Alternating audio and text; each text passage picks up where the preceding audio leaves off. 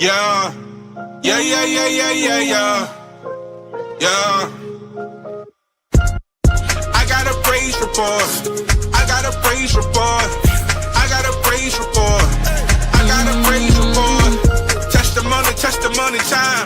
I got a praise report. Glory, hallelujah, joy is mine. I got a praise report. I got a praise report. I got a praise report. You got a praise report. Everybody got a praise report. Testimony time. I got a praise report. Glory, hallelujah, joy is mine. I got a praise report.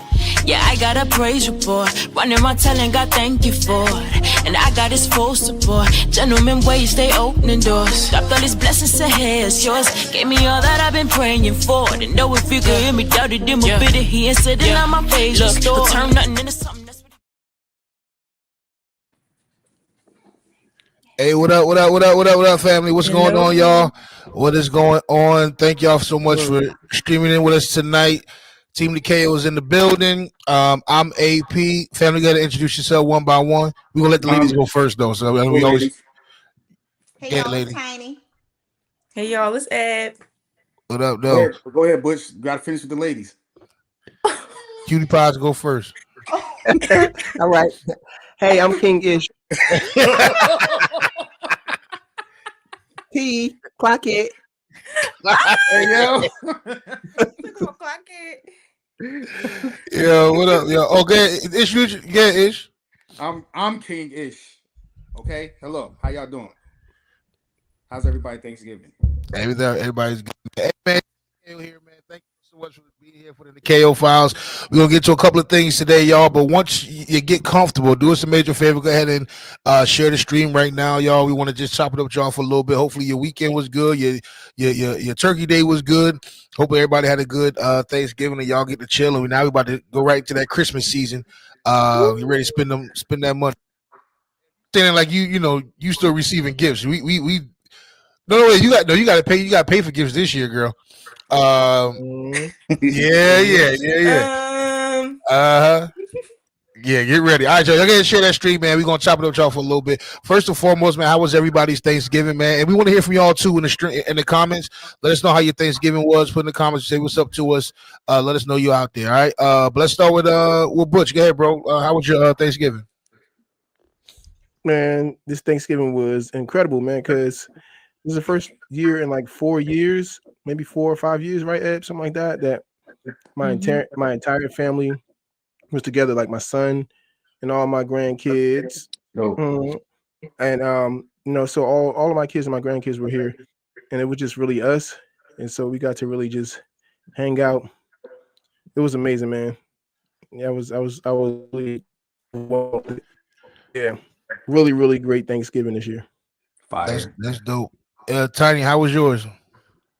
Well, last time we didn't really have plans. I'm gonna need you to talk into your microphone. Oh, I'm sorry. There you go. Last time we spoke, we wasn't sure what we were gonna do. And then Glenn's cousin hit us up right on time. Was like, "Hey, I know it's late, but were you guys doing anything for Thanksgiving?" He was like, "No, we didn't really have any plans. Just let us know what you want us to bring." She said, "Just yourselves and a bag of ice." I was like, "No, stop. Tell us what to bring." She cooked this whole spread. When I said she literally cooked everything, she cooked everything. And it's just her and her husband. Her daughter came up from school, and Glenn's cousin's younger brother came. I was like, there was so much food. We had to take a pan home. She just loves cooking. So the hot tub and food. That's a good look. Hot tub and food. That's a good look. I don't know if we'll get in the hot tub after you eat all that food though. Yeah, I was dozing off a little bit. That's crazy. That's crazy. Eb, you was in the house with Pops. How was y'all Thanksgiving? My Thanksgiving was absolutely fantastic. My dad cooked everything. Word. He did his big one. Yeah, it was really good. Hey, this is what I do, man. Okay. Let me find out, bro. Let's calm down. No, but it was good. It was good to have all my siblings, all my nieces and nephews in like one space for the first time in a long time. It was great. Hey, Ish, how was yours, bro? Man, Thanksgiving was cool. It was different this year. Shout out to everybody that's watching right now. Y'all could put in the comments what y'all Thanksgiving was like. We love to hear that. And share this live while y'all at Tap it. in. But my Thanksgiving was cool, man. We this is our first year without the kids. Yeah, What up, Block? lock what up. This is our first year without the Pussy. kids, so that was a little. It was a lot of different, but it was weird. You know what I'm saying? Like we was in our group chat throughout the day. You know, my youngest two, they were with my brother and his wife out in Staten Island. My oldest daughter was in Newark with her mom's family. And so we What were up? down here. We spent Thanksgiving with Niecy's parents, her sister and her sister's oldest daughter, and her children. So it was cool though. We had a good time, man. It was a good time. We had some good food. We had some laughs. We chilled out. We had a good time. So I ain't got nothing to complain about, man. Good Thanksgiving. It was beautiful, man. Hey, that's dope, man. My Thanksgiving was good too, man. Hey, in the comments, man, put what was your favorite part of Thanksgiving, man? What y'all eat? Yo, I gotta put this message up here because this screen this profile picture is wild. I don't even know what it is, bro. That is so funny to me. But Thanksgiving was good, man. We had an opportunity just kick it with the family. My mom, she moved from Jersey to right around the corner from me, so we went from not really doing holidays together to now my mom being right around the corner. So, Right. it was it's a dope experience, man. We had a lot of food, man, family, a lot of laughs, watching football. It's Tommy Sing. traditional American holiday. You know what I mean? Tommy Right. Sing. What do you say? Did Tommy sing? Nah. All right, my bad. Hey, Butch, we're not doing that today. My bad, bro. You You started. had a You good time. started talking about introduce yourself. Go ahead, the lady Hey, first. Tommy, if you watch it, get him, bro. He asking for it. He bothered me all the time, bro. But hey, before we get off Thanksgiving, man, what was one of y'all favorite? What's the favorite thing your pops cooked on? And put in the comments too. Which one of y'all favorite meals y'all had during Thanksgiving? What's the favorite dish? TB. He made chopped barbecue. That's my favorite thing in the whole entire world. And I mean, it was my birthday too, so the day before. Happy belated, Ed. Happy belated. Yeah. Oh my god, thank you. Yes, he made chopped barbecue, and that was my favorite dish, for sure. First of all, why come Butch ain't never cooked for us? All the times we done been over that house. I'm saying though. Wacom? Yeah, why come? Wacom? Whoa. Well, why he comes back, we'll ask him that question when he comes back. My favorite dish, I'm gonna have to say the ham. Like I love pork on my fork. So What? The ham. Yeah. That's the first I heard that one, bro. That's the first time I heard something like that. Hey man, I like the ham was good. It was cooked just right. It was delicious. That was probably my favorite food. Andrew, what up? Thanksgiving. Hey man, that's the good. Hey, we go and say hi to some people right here in the chat, man. I see a bunch of people hopping on. So what's going on, family, man? If you don't know, we're Team Nikeo. He wilding. Go ahead and and Google us and all the other stuff, man. Just some regular folk doing regular things, man. But we make music and have a good time, man. Block, what up, bro? Appreciate you always coming through, man. Appreciate you. Blizzy. But yeah. So let's get into a little bit, man. Speaking of the holidays, man, we gotta go real quick with the hot topic, man. We heard some stuff rumbling on social media. Actually, Shannon Sharp was one of the first people to kind of talk out about this. So we're talking about the holiday season. Russell Wilson had a former teammate that kind of got on him a little bit about how he did Thanksgiving and was complaining. And the comments didn't. They did exactly what they were supposed to do. They put their foot in his behind. For one, talking up against Russell Wilson and Sierra. But I'm gonna try and play the clip real quick for everybody so you can see exactly what we're talking about. But I want y'all to weigh in too. All right, let me see here. See if I can get ahead and grab this file real quick. Hot topic. Butch, why is it that out of all the years we done been over your house, you ain't never cook us no food? I just want to know. You're a liar.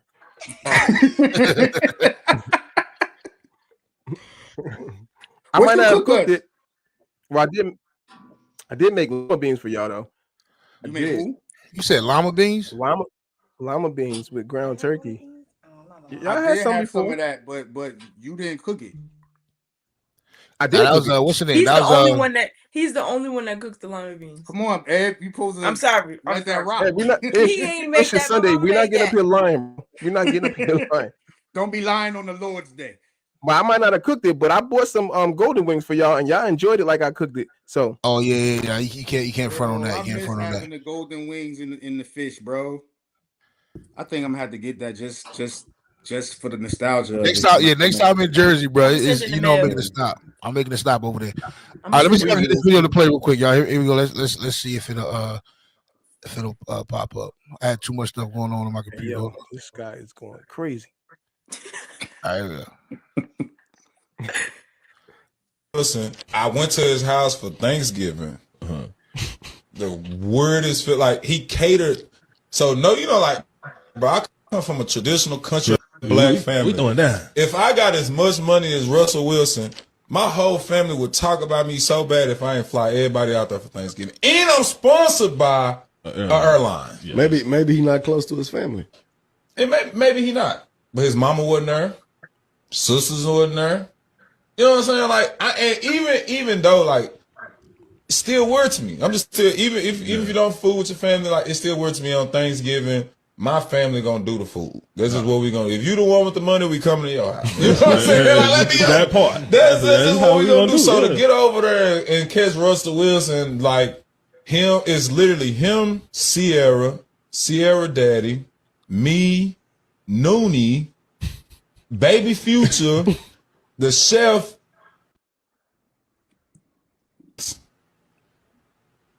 And 3 dogs. And Baby Future at that time was bad as hell. Hey, Unc, I got a question. I hope I got an answer for you too. Why is he sharing the information anyway? Cause see, that's what not chat. Now you see why I don't have a whole lot of mofos at my house. See, he worried about somebody else's family. Yo, black there. He invited you. Hey, He looked at you like family. And what you do? turn around and come Got and talk diarrhea about of the mouth. You think you telling something. Man, I went to Russell House, that mansion, it was weird. Yeah, because he had an outsider in there. That was the weird part about it. That's why you don't let people come in your house, chat. Nobody. First of all, no. Me and my brother had money. Guess what Thanksgiving was always at? Granny's house. So we had Uncle Shannon Sharp had a lot to say about it, man. And I see one of the comments right now.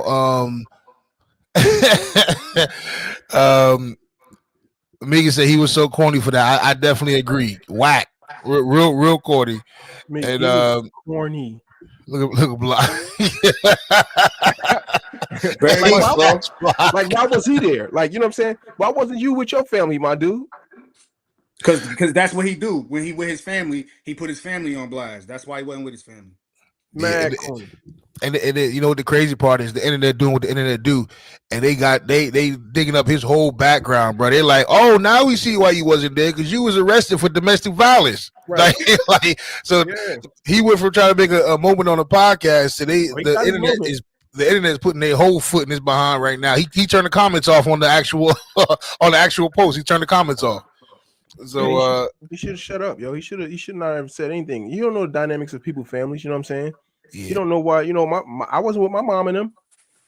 I haven't been with my mom and them, and the truth is they decided to do their own Thanksgiving thing too. So you don't know why people do what they do, but to come to somebody's house and call yourself getting a moment on that's why I can't stand it. I like what we're doing because we keep it in a buck. But I can't stand niggas that's looking for a moment on the internet, man. Bro, it's the day we live in, bro. Like I know, I understand that, but come on, man. People trust you to be a friend. Like, at what point, you stop being? Do you stop being a cornball and just be a real nigga? So but you know the corny thing is it happened when he was in Seattle. This man he ain't been in Seattle like 6 years. It was years ago. Like. That's the crazy part. That's the reason why that's what makes it even worse, because you bringing up something that happened, and you don't know what was going on with him and his family. Maybe that's something they didn't want to deal with at the moment. You know what I'm saying? But they thought enough of you as a friend, as a like close to that's like me saying that to y'all. You know what I'm saying? Are we going? My family in here, but my family is here. We gonna hang. You know what I'm saying? And then y'all get on a podcast and start like, yo, Butch family wasn't even at his house. You know what I'm saying? How you calling us family? You gonna don't know what's hop going on your live as soon as you get in the car and Yeah, start talking crazy about somebody that extended insane, themselves man. to you. And that's the thing though. That's the world we live in today, man.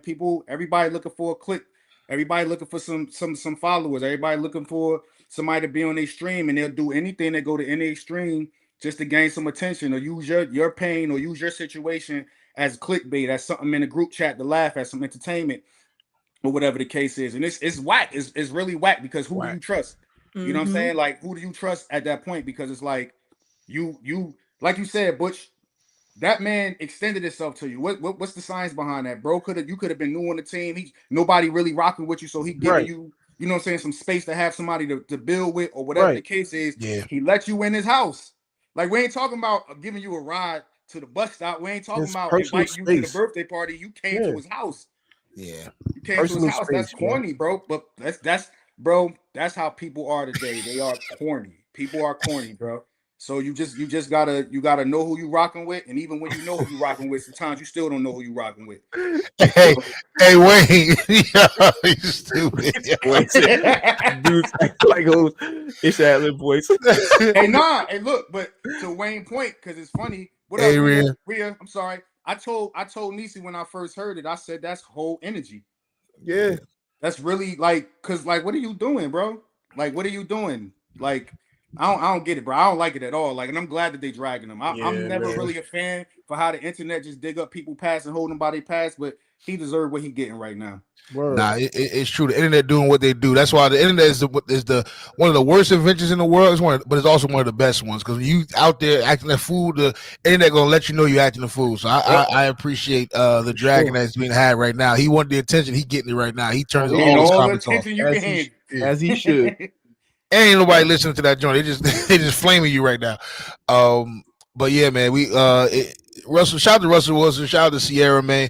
It's a lot of people got a lot of stuff to say about them, man, but they handling their life the way the way they want to do it. They being good parents, being role models. You know what I mean? Like that's all you can ask for at the end of the day, man. Right. I mean, we have no idea what's going on behind closed doors, but from what we know, what's presented before us, man, they seem like good people. So shout out to y'all, man. Keep doing your thing, man, and invite us to the next Thanksgiving too. We'll be there, Exactly. and we ain't gonna talk about you. Oh, Russ, we good people, Russ. We ain't gonna talk about you. A Block said we had to throw hands. I feel you, Block. They still might. Now Russell wasn't seem like that type, man. I don't think he pulling up on people like that. Nah, he ain't got to throw hands because his karma getting him right now. Yeah, Sierra might throw hands. This is true. yeah. What's she It's pointless to even throw hands with a nigga like that because, like, the internet whooping his butt so bad, you ain't got to touch that nigga. Yeah. I mean, Future might throw hands. I mean, never mind. All right, let's You might get hands in the future. we might get hands in the future. Was that J line?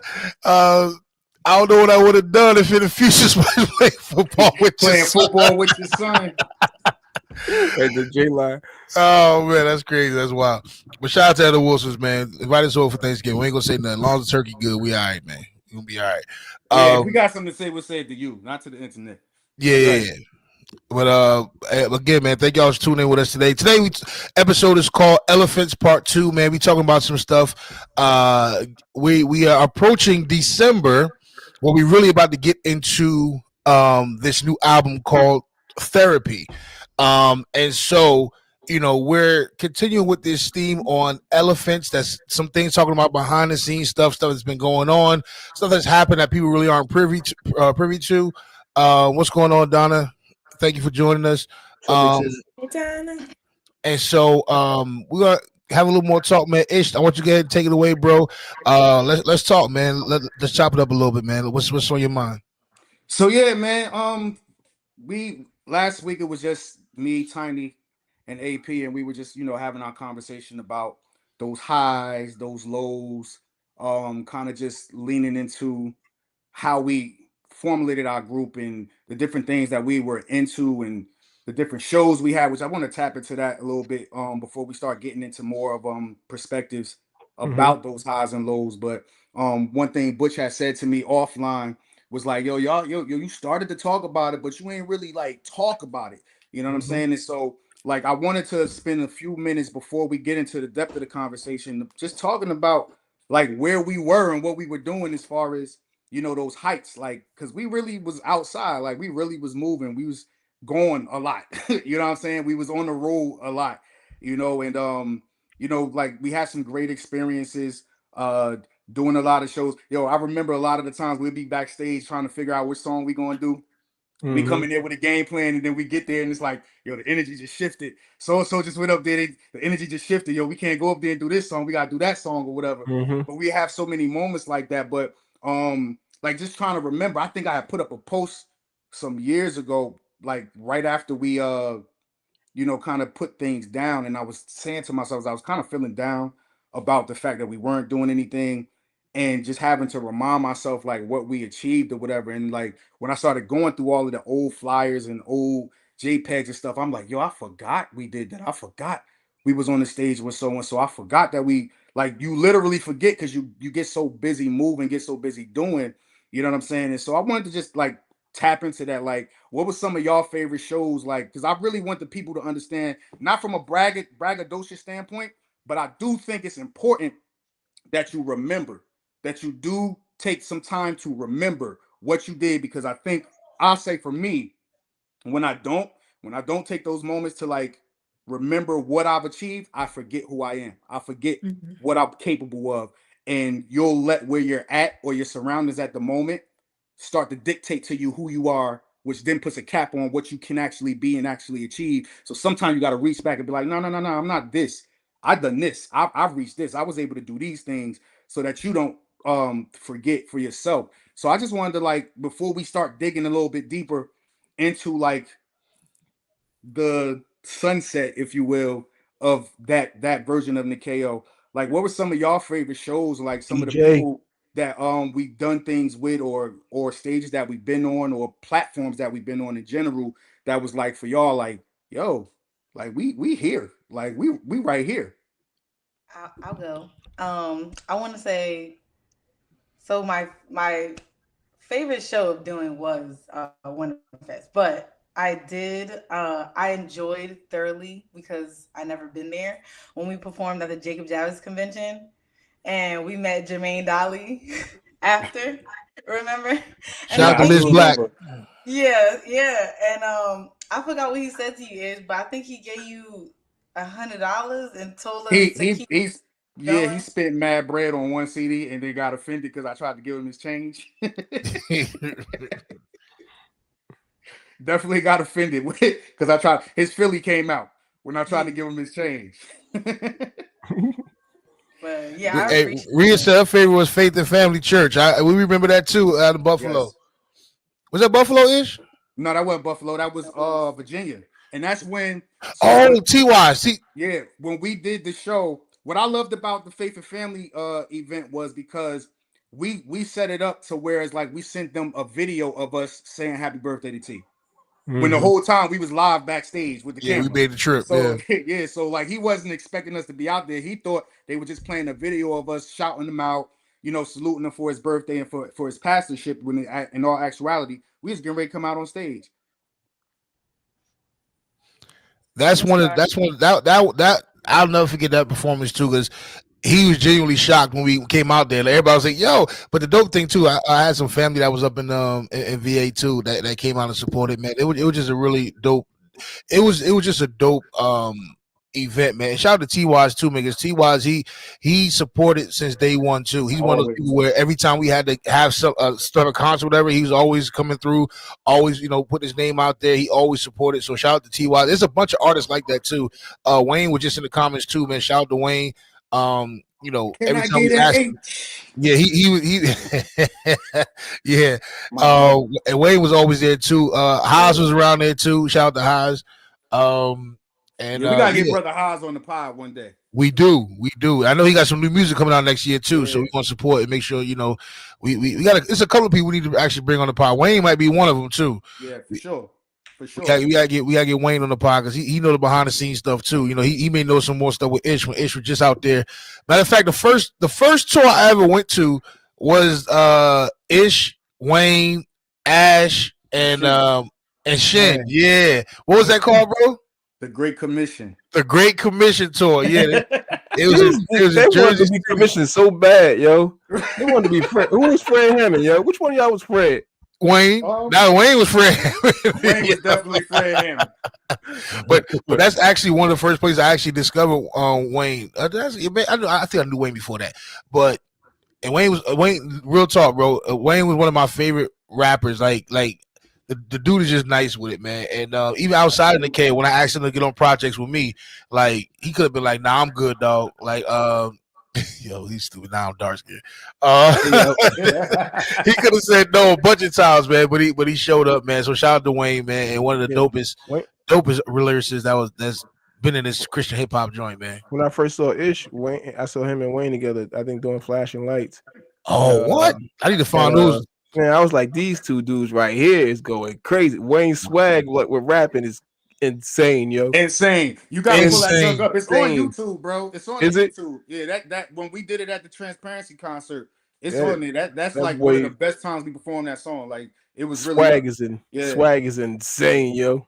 Yeah. But look though, back to that original question. I'm gonna go to the left with this because I know she probably has the least of the experience. But I want to know what her thoughts and she already smiling because she know.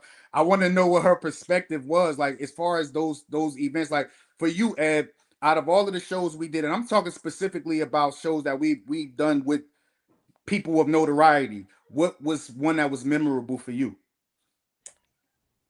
Okay. I know I'm putting you on the spot. I know. I knew he was gonna do that though, so I kind of had it prepared already. I think it was Clock It. I think y'all opened for. I think it was Tasha Cobbs. Symphony Hall. Symphony Hall. Yes, that was the one that I remember. Like, I had the time of my life. Like, it was really, really. It was fire, and I remember Joy was singing background. So that was how I was learning the songs because she was at home rehearsing them. So I was like, I got to be prepared before I go because I need to know this stuff. But that one was absolutely. I remember that like it was yesterday. That was absolutely amazing. But my all-time favorite, honestly, is the 3 a.m. concert because it was my first time singing background for y'all. And it was jumping, like it was real active. We had a time I remember from the rehearsals, like the rehearsals were just as impactful as the actual show. So getting to be a part of that for the first time was like it's something that I always remember. Now that I forgot all about that that 3 a.m. concert. That actually was I don't even know. You were there. Yeah, bro. I forgot about it though. But the crazy thing is that was one of I think our most well put together concerts. We had like a you know, we had video interludes and all this other stuff, but I think even sonically, musically, we you know, we really stepped it up. I think, you know, the band was crazy, man. Background singers, man. Like we just had a vibe that whole entire night. Like, you know what I mean? Like I think I'm still putting our shows up against anybody's shows, bro. Like the way we put things together is ridiculous. And so I can't wait. What's my man name? Can't think of his name. With Sly be with him. He does sound for everybody. Like he's doing. Frank. Where he came to me afterwards and was like, man, he had tears in his eyes too. Like I never forget. We was in the banquet hall, I guess, in Agape. He walked up to me, Sheldon, and I think it was Walt.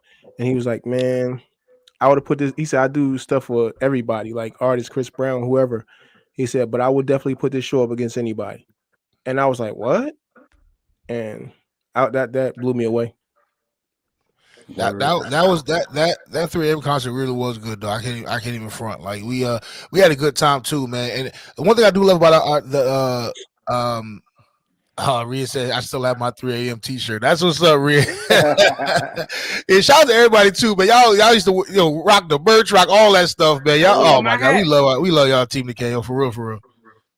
And then the hats, all that stuff, man. I still got hats. I need to pull my hat out. Yeah, I'm about to go. Let me go get my hat real quick. Let me go grab my purple and white 3 a.m. hat. Just was fun. I can't wait. Now y'all don't talk about the old stuff, man. We need to talk about the new stuff that's coming up. We can't wait for y'all to hear some of the therapy stuff. But before we get to what's happening in the future, we gotta talk a little bit more about what happened, in the past to even get here. Now I know Ish, we talk about some of the places that we went. One of the let's actually talk a little bit about 3 a.m. We get to 3 a.m., which is our second album. The first one is Overcome. If you ain't see it, if you ain't get it, go ahead, check it out. Overcome. Second LP, third project. Second LP, third project. Talk a little bit about the making of 3 a.m., bro, and just the process for 3 a.m. was definitely different than Overcome. Overcome, we were throwing everything against the wall to see what stuck because we just didn't know what we had at the time. Yeah. But give us your thoughts on the 3 a.m. project before we can even get to what happened after 3 a.m. What happened? Let's talk about the making of 3 a.m. concert. Okay, so I'm gonna touch on it a little bit, but I'm gonna throw it to Tiny. Hey, yo. Tiny, I'm giving you a heads up before I look. I'm giving you a heads up before I throw it to you. But I'm when it came to 3 a.m., like you said, Aaron, Overcome was more or less us filling our vibe out, like trying to figure out what we want to sound like, what kind of mesh we have as a unit, because what a lot of y'all don't know is Nikeo didn't start off as a group. Nikeo was solo artists, and when we initiated to do a project, the idea was to get a solo song for those who might have the introduction. I don't know how many of y'all still have that project, that EP, the introduction, but the objective was for each of us to have a solo song, then for us to do one song together. Right. And we were initially solo artists that were moving as a unit. Like our mindset was like a Bad Boy or a Rockefeller. We was trying to model ourselves after what everybody else was already doing in the secular world. But the thing was, everywhere we went, we kept being introduced as a group. Right. And it was working for us. It was just like, they think we're a group. We might as well just be a group. So that's how we started doing the Overcome album. And then with that album, it was still trying to find a sound because you have 4 distinctly different artists. Everybody was different. And we were trying to figure out how we meshed. So when we got to 3 a.m., I think at 3 a.m. is when we really started to find our identity as a group. At that point, we were definitely doing things different from anybody in our area. And we were finding we started making different type of connections, from photographers to makeup artists. Shout out to Sheena. To videographers. Shout out to Austin Hine. Shout out to Dolo. Shout out to everybody that just lended a hand to what we were doing. To directors. To having a constant theme of having these people that played in our videos. Shout out to Steve Strickland and Tasha. Like we really were finding our identity, really taking the time out to vet out our videos, vet out a theme for our videos, spending the time vetting out the music that we were using, themes that we were using throughout our music, a sound that was consistent but different throughout our music. And that's how we pulled 3 a.m. together. So I'm gonna throw it to you, Tiny, because what I want to ask you is, when it comes to 3 a.m., in comparison to what we were doing, again, with Overcome, that newness of Overcome, that finding our identity, when we started to lock in with 3 a.m., what did that feel like to you? What was that like for you, as opposed to your individual sound, but as a contribution to the whole? What was that like for you? I really appreciate, I think 3 a.m. is my favorite album. That's just me.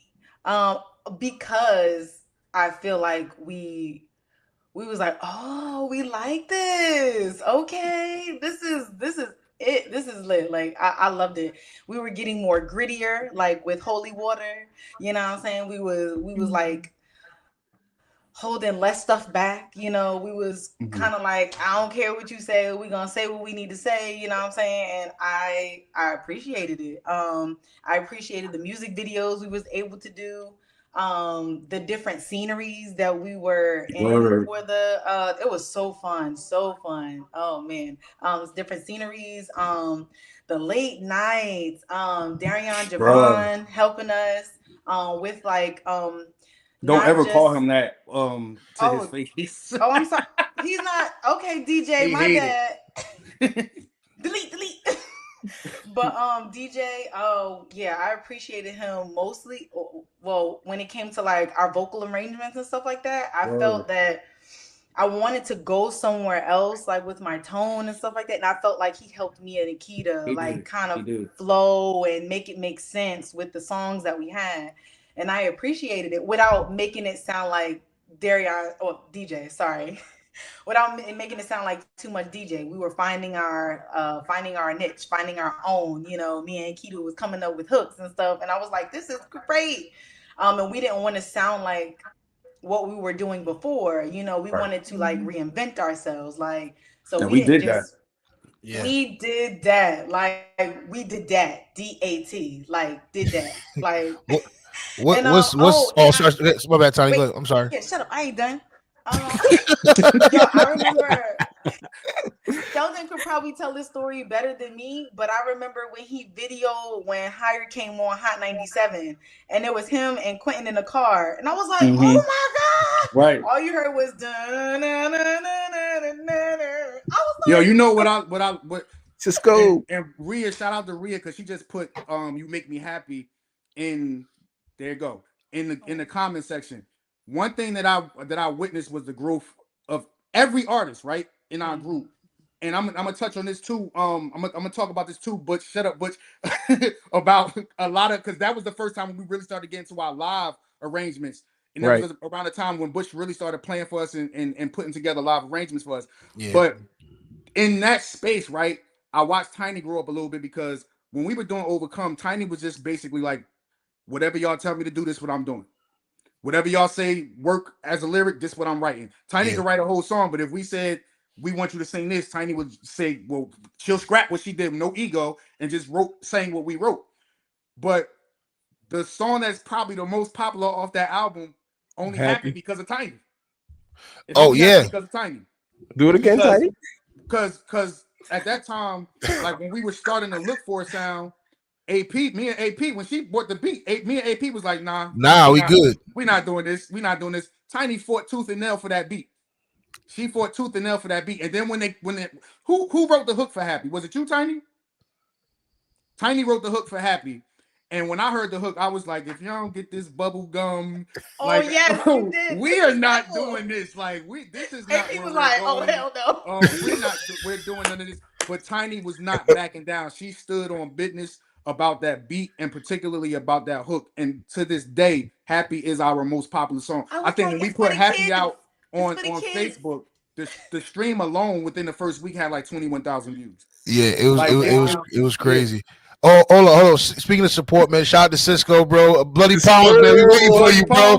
BP, we waiting for you, dog. And also condolences, man. I saw on Facebook, man, you lost a family member, man. Praying for you, bro. Appreciate you supporting throughout the years. Nishi said my favorite was Happy. They know all the words, and I got a chance to be a video girl.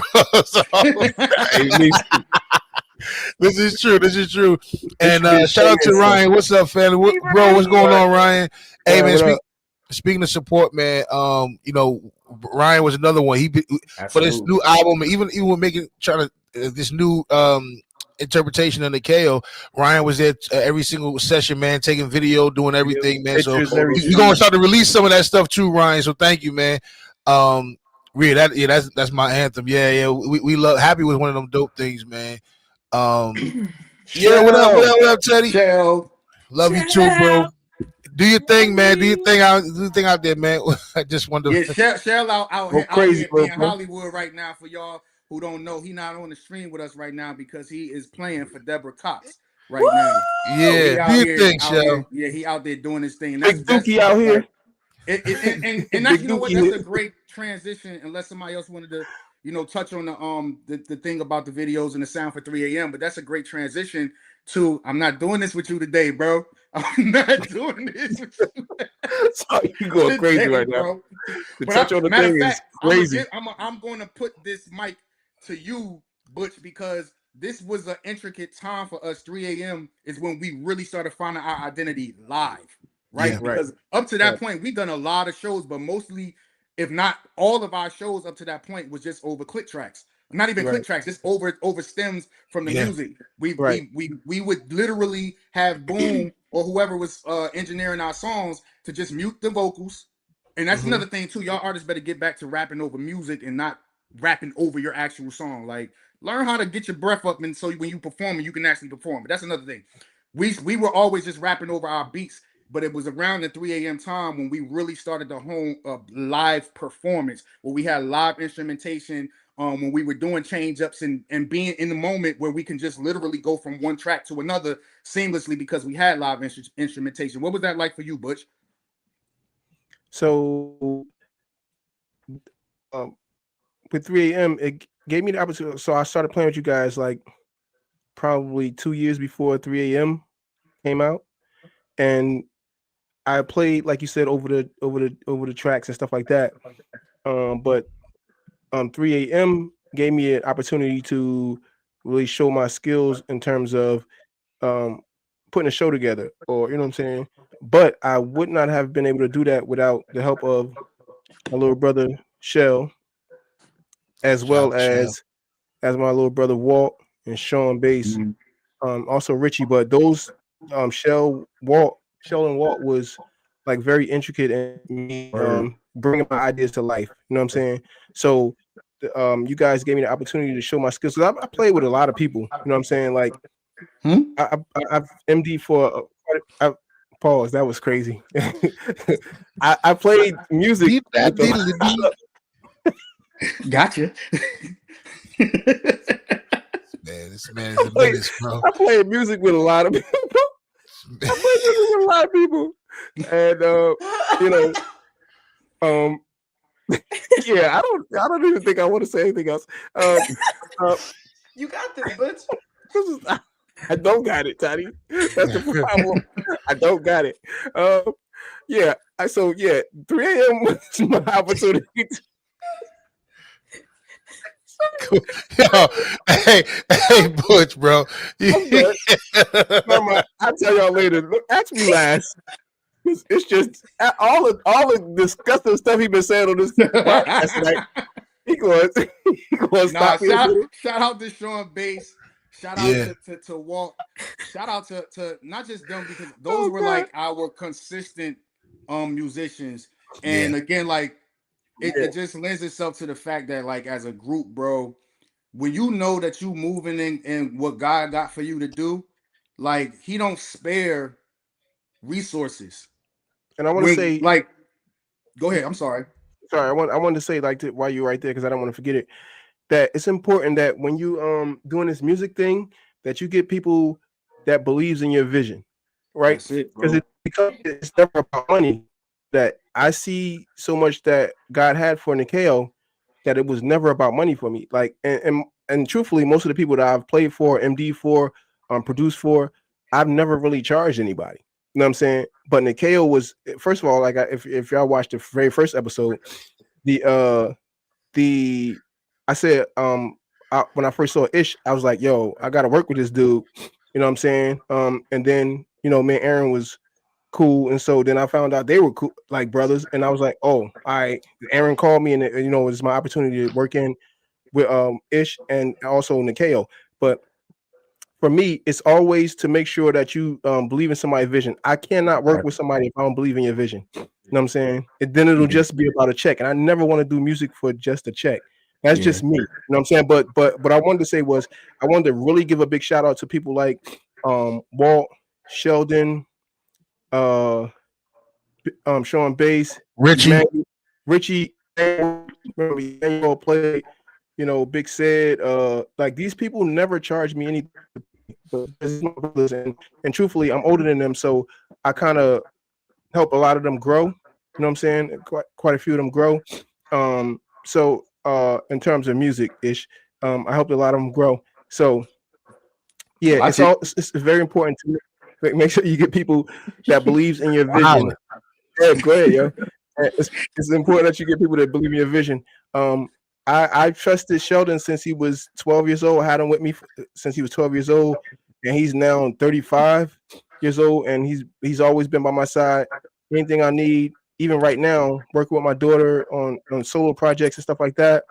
Sheldon is always recording. Johnny on the spot. Yeah, he's wanting to lend his knowledge. he didn't go to school for stuff, right? But he knows like so much, like just YouTube University. This kid knows. I don't want to call him a kid, but he's my little brother. Like he learned a lot, and he don't mind sharing. Don't mind.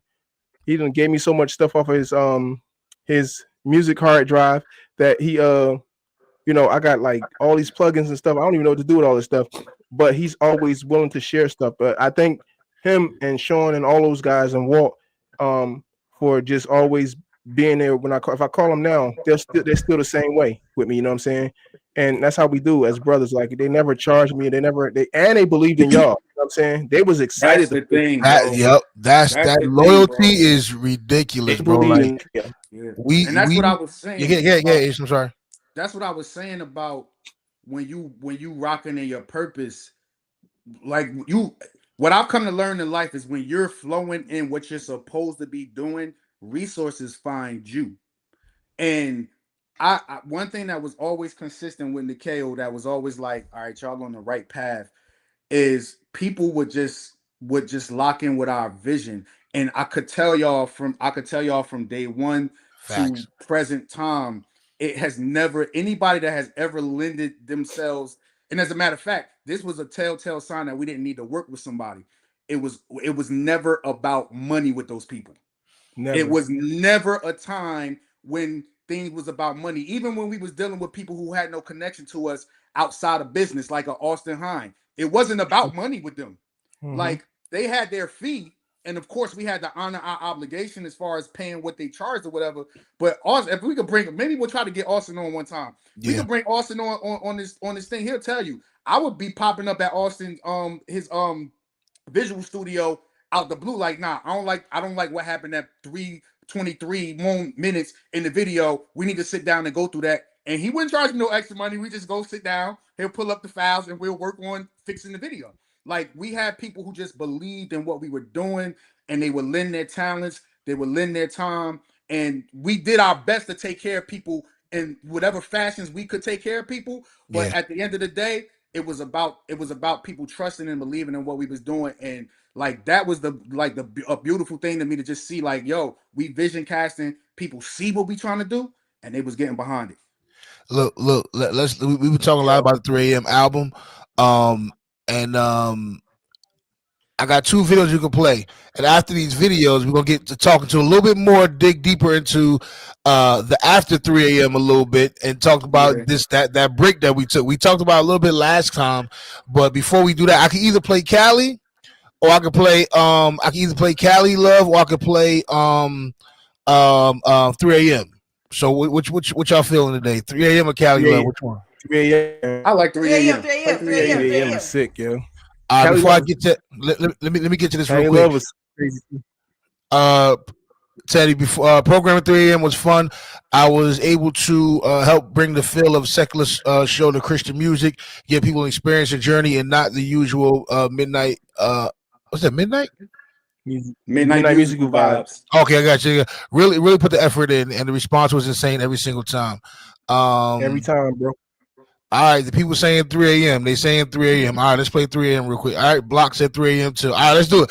We about to play 3 a.m. real quick, y'all, and then we're going to talk about a little bit what happened after 3 a.m. and how we get to where we are right now. All right, became 4 a.m. How I became after midnight. All right, here we go. All right, y'all, this is 3 a.m. Check it out, y'all.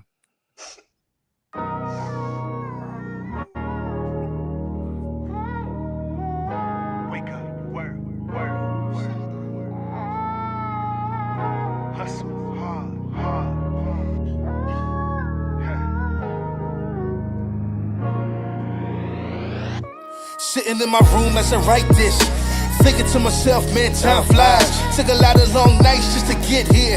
A lot of hard work, some sacrifice. I remember day one up at Ish House. We were so elated just to get our dreams out. Being there all day, something felt different. Didn't have a plan, but we all knew the mission. Tiny on the floor, writing off that. I was so impressed, I couldn't hold my smile back. She was so young, just a bunch of raw talent. She started singing a turn of Ish. This girl is savage. Heard Nikeo sing for the first time. He the reason I stopped singing and wrote rhymes. It was so melodic, almost hypnotizing. It was crazy how he riff notes were harmonizing. I knew Ish for a long time. So even back then he was on his grind.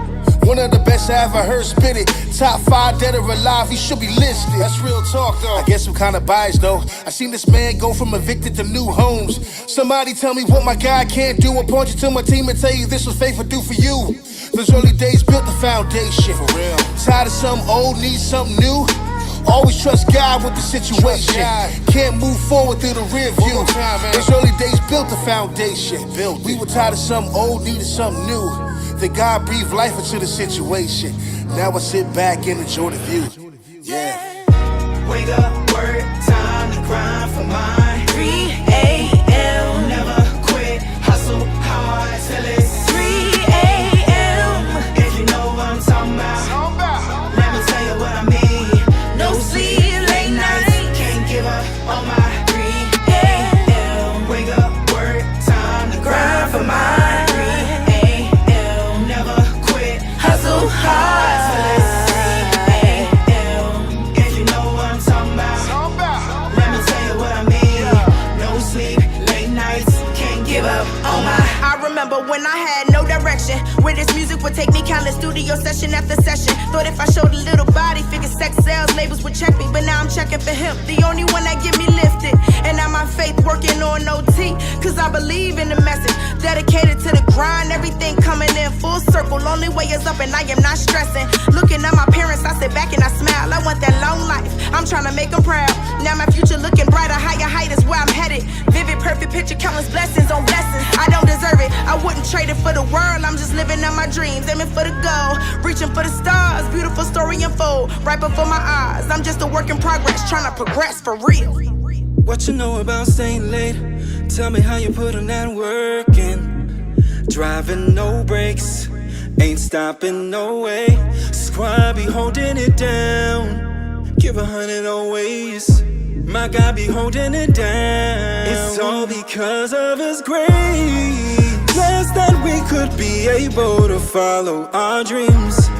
But make no mistake, it's about giving God glory, yeah. For all the ones that's about to do what they said was impossible. Our God's unstoppable, ain't no stopping you, no. The dream is free to grind so separately. Vibe with me for a minute, yeah.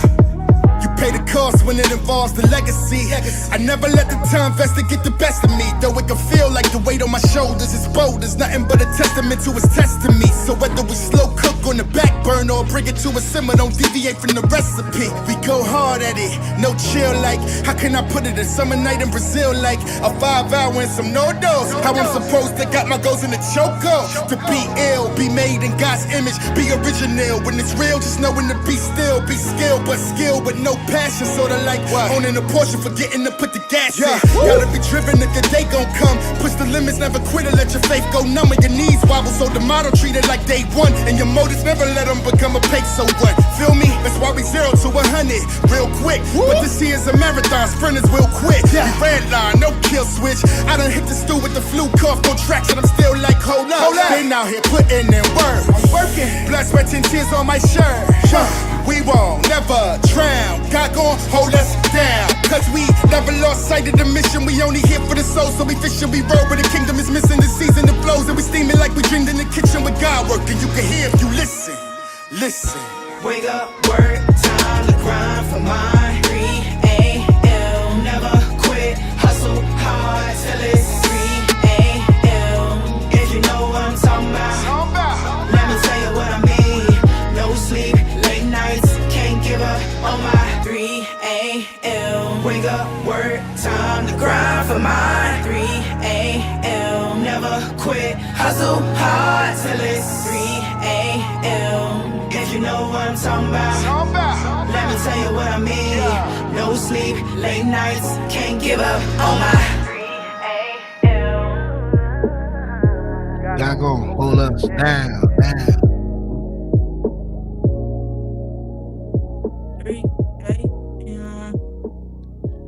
Hey, Fight Jones, what up, bro?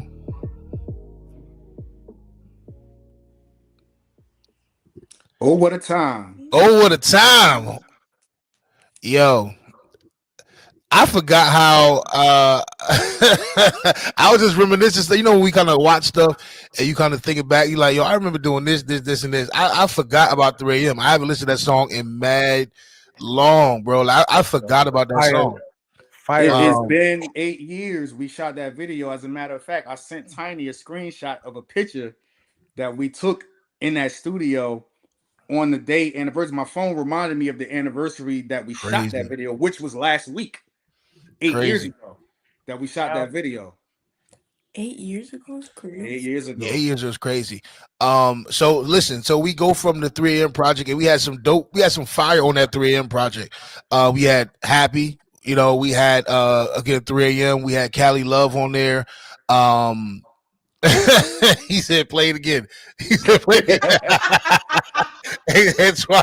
Appreciate you, bro. Um, but we had Cali Love on there. We had what else is on 3 a.m. Higher. Higher, Higher. holy Oh my water, God, Higher. Yeah. You Long know, way to go. yeah. holy water. Ooh, long way to go. Holy Fire. water. If you did not, check out the album, man. I'm telling you, it was that was my favorite project for real. Yeah, it's not a skip Um, up there to me. it's not. Nah. It's not. Well, Empty, unconditional. No. unconditional. That deserved a. I probably say that deserved a music video. We did a music video for Yeah, unconditional. Did the video. right. Bruh. Yeah, that one deserved a music video. We did We one. gotta play Empty next week. Yeah. Yes, Um, facts. so we go from 3 a.m. And this is actually a lot of this is the questions that people been kind of alluding to ever since we started this podcast. This this little kickback. What happened after 3 a.m.?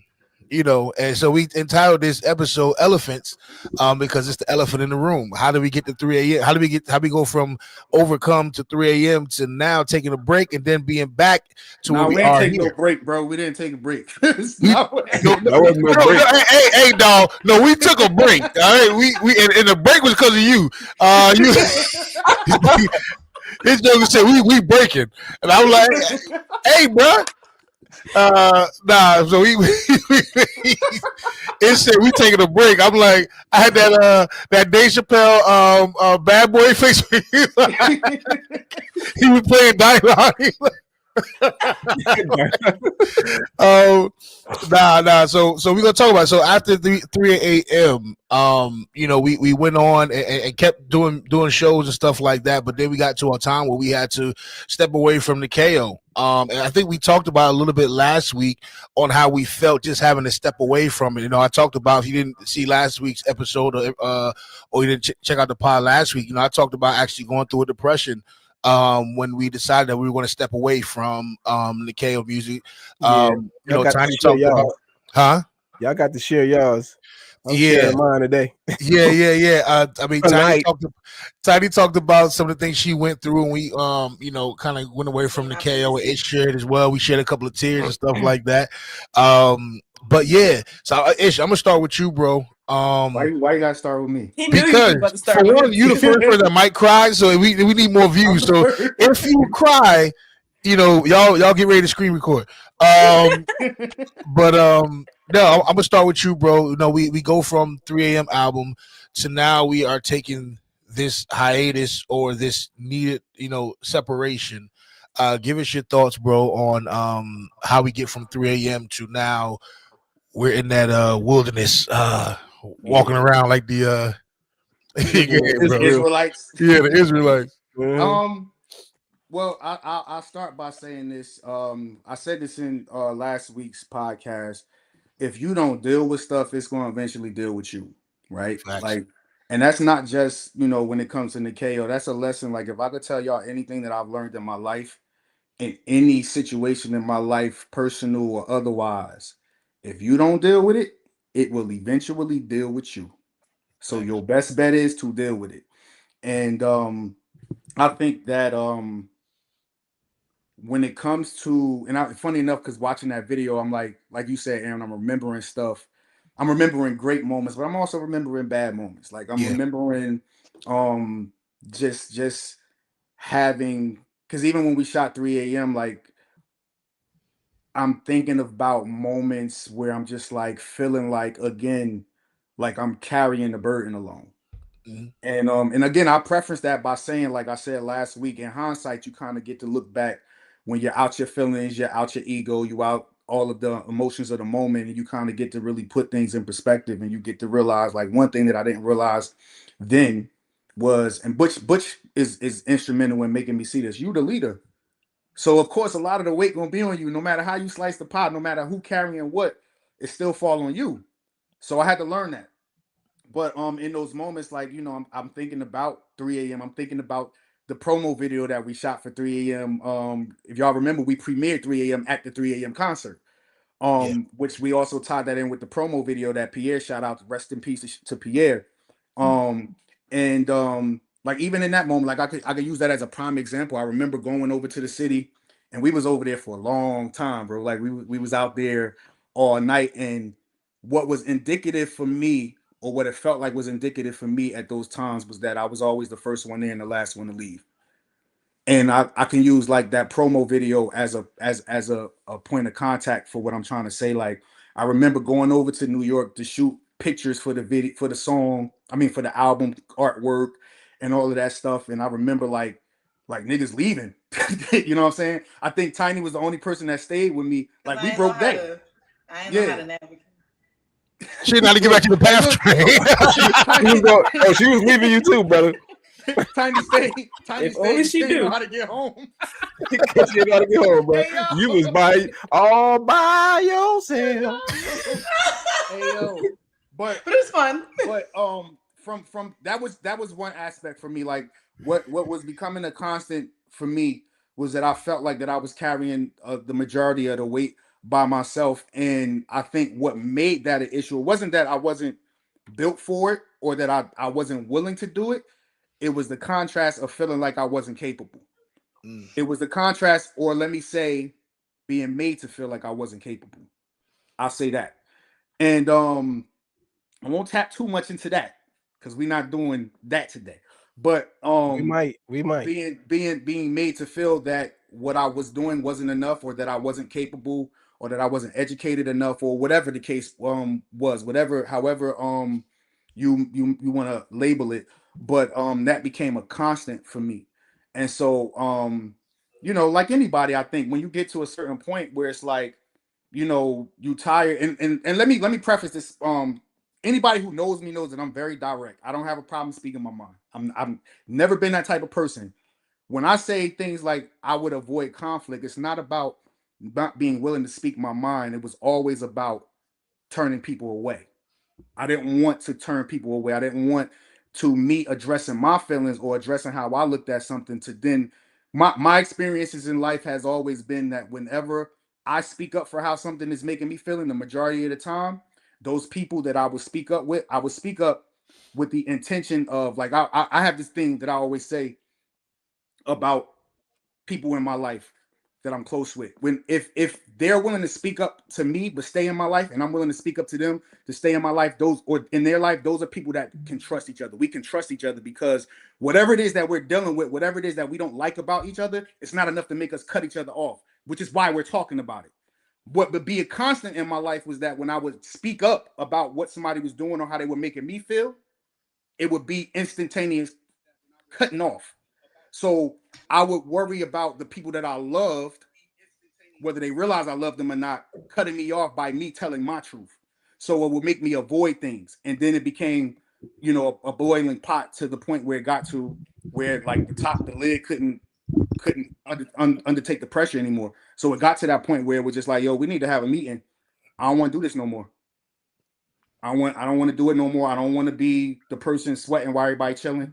I don't want to be the person playing the middleman for this one having a conflict with that one, or that one talking crazy behind this one back, or this one spreading rumors. I don't want to be the person who's trying their best to do everything and to make this boat stay afloat. But every time I turn around, I'm being criticized for what I didn't do. I'm never getting praised or getting saluted for what I did do. It's just what I didn't do, what I wasn't capable of doing, or how this isn't moving fast enough, or what was a big one.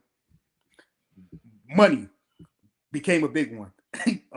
People not getting paid for things. And I'm just like, there was times when I'm just like, dang, like, niggas talking about not getting no money. And I'm like, bro, do niggas understand, like, at the end of the year, me and Nisi, like, taking a hit on taxes?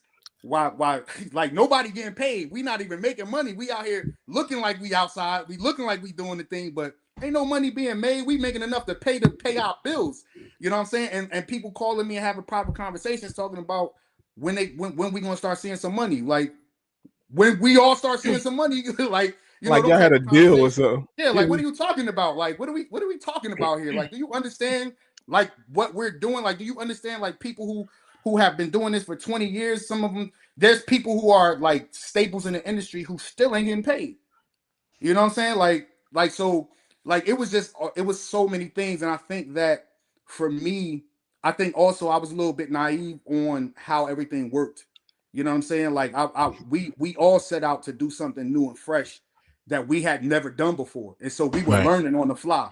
You know what I'm saying? And so I think that worked into it too. I was a little naive on all of that, especially the leadership part of it and dealing with different personalities. I remember having a conversation with my pastor at one point, like just trying to get some advice because like I had thought about shutting it down many times, and like I remember talking with him and he kept it real with me. He said, "Bro, if you can't handle all of the criticism and stuff, you're not fit to lead.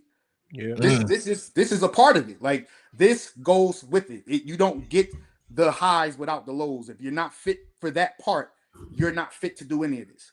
So For like, sure. you know, that was a thing for me. Like I'll pass it on to whoever wanna jump in.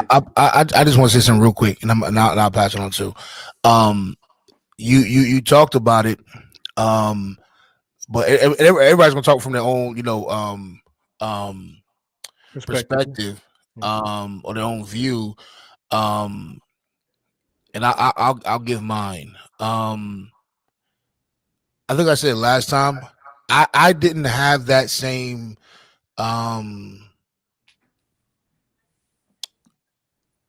I felt like we were all kind of in the same boat together, doing this together. And so when it got to a place to where I felt like we kind of all lost that backroom mentality. When I say backroom, I mean like it's apartment backroom mentality where, when we got into this thing, we never ever was like, yo, we about to make big bank doing this thing. You know what I mean? Because we knew what it was. We knew this what the for one, it's hard to make money in music in general. Gospel music, forget about it. Like it's impossible almost. Like some of your favorite artists that that are gospel music artists, they are still working 9 to 5s. And you know what I mean? I think I saw an article a couple years ago, JJ Harrison, he just stopped working full time. You know what I mean? And so like when I came into it, I never was like, yo, we about to be rich. Now it was more of my mentality was this opportunity for me to not only do what God has called me to do, but also I get an opportunity to be myself and making music. Like I'm cool. If the money come, it come. If it don't come, I'm cool. You know what I mean? I'm still working a 9 to 5. My family's still fed. I'm cool. So now on the flip side of that, we sacrifice a lot of time. So I can understand where we can say too, hey man, that time being together, we started to Paul's bump heads a lot. You know what I mean? Like we started to little things started to become issues. You know what I mean? Like and we got to the fact to where even though I felt there was stuff that could be overcome, that final day when Ish was like, hey man, we done. Like I said, like a piece of me died on that day. It did. And I said this in the last part. Like it truly, like I had an out of body experience at Butcher's church. Like I really did. Like I could still see the room with all the cases or whatever was in that room. I think it was food or whatever. Yeah. Perishables. I don't know what y'all doing in that church. Feeding the homeless, brother. Feeding the homeless. That's y'all was running a sweatshop in there. But I still remember because I'm just like, for one, I was like, yo, this is ridiculous. And I thought to myself, yo, all this time, all these years that I put into all this hard work I put into this thing is gone. And it ain't nothing I could do about it. And so it literally felt like, you ever had somebody do something to you and you just can't get no get back. You can't. You just gotta eat that. Pause. You gotta swallow that again. Pause. You just have it's nothing you can really do. You really gotta just be like, I gotta wear this scarlet letter on me and I'm hurting right now and I can't do nothing. You know what I mean? And so it was more a fact of again, given my perspective, it was just an opportunity for me to be like, yo, I need to from now on put stuff in my own hands to do stuff because I can't trust nobody. And I said that because that's out of love too. Cause y'all know I love Ish to death. You know, I love Tiny to death. I love all these people in this room. I love to death. And Keith, I love them. But it also made me be like, I don't want to trust nobody no time soon because um it wasn't a blame of like, yo, I don't want to be with these people. It was more like I felt like my family was breaking apart and there was nothing I could do about it. It was like a child going through divorce. and you can't do nothing. You know what I mean? And you like, dang, yo, but it also made me sit back and have self-reflection too to be like, okay, what could I have done better? Um what could I that this is something I never told you, Ish. I thought to myself, what could I have done to help Ish? Because I knew the weight that you were carrying. And so that was a big regret of mine too, to say I didn't step up enough to alleviate some of the stress from you because I knew how heavy it was for you, bro. And so that was another thing that was kind of kicking my back and was like, yo, you did do something to help with the separation. You didn't help enough because this man had to go through all this stuff and he was already working through stuff. You had health stuff going on. And I felt like I didn't do my part to protect you. You know what I mean? And so that's something I had to deal with for a long time too. It's been like I did not protect my brother. And he not, I mean, just even excluding Tiny, like I felt that personally, like I let you down. Oh, don't Because talk about I was gonna get to that. oh, all right, well I'll let you go there, but I felt like that was part of the heartbreak was like I didn't protect my brother. You know what I mean? And so I'll apologize even for now, bro. Like real talk, bro. I'm sorry for not being able to step in when you needed me to step in the most.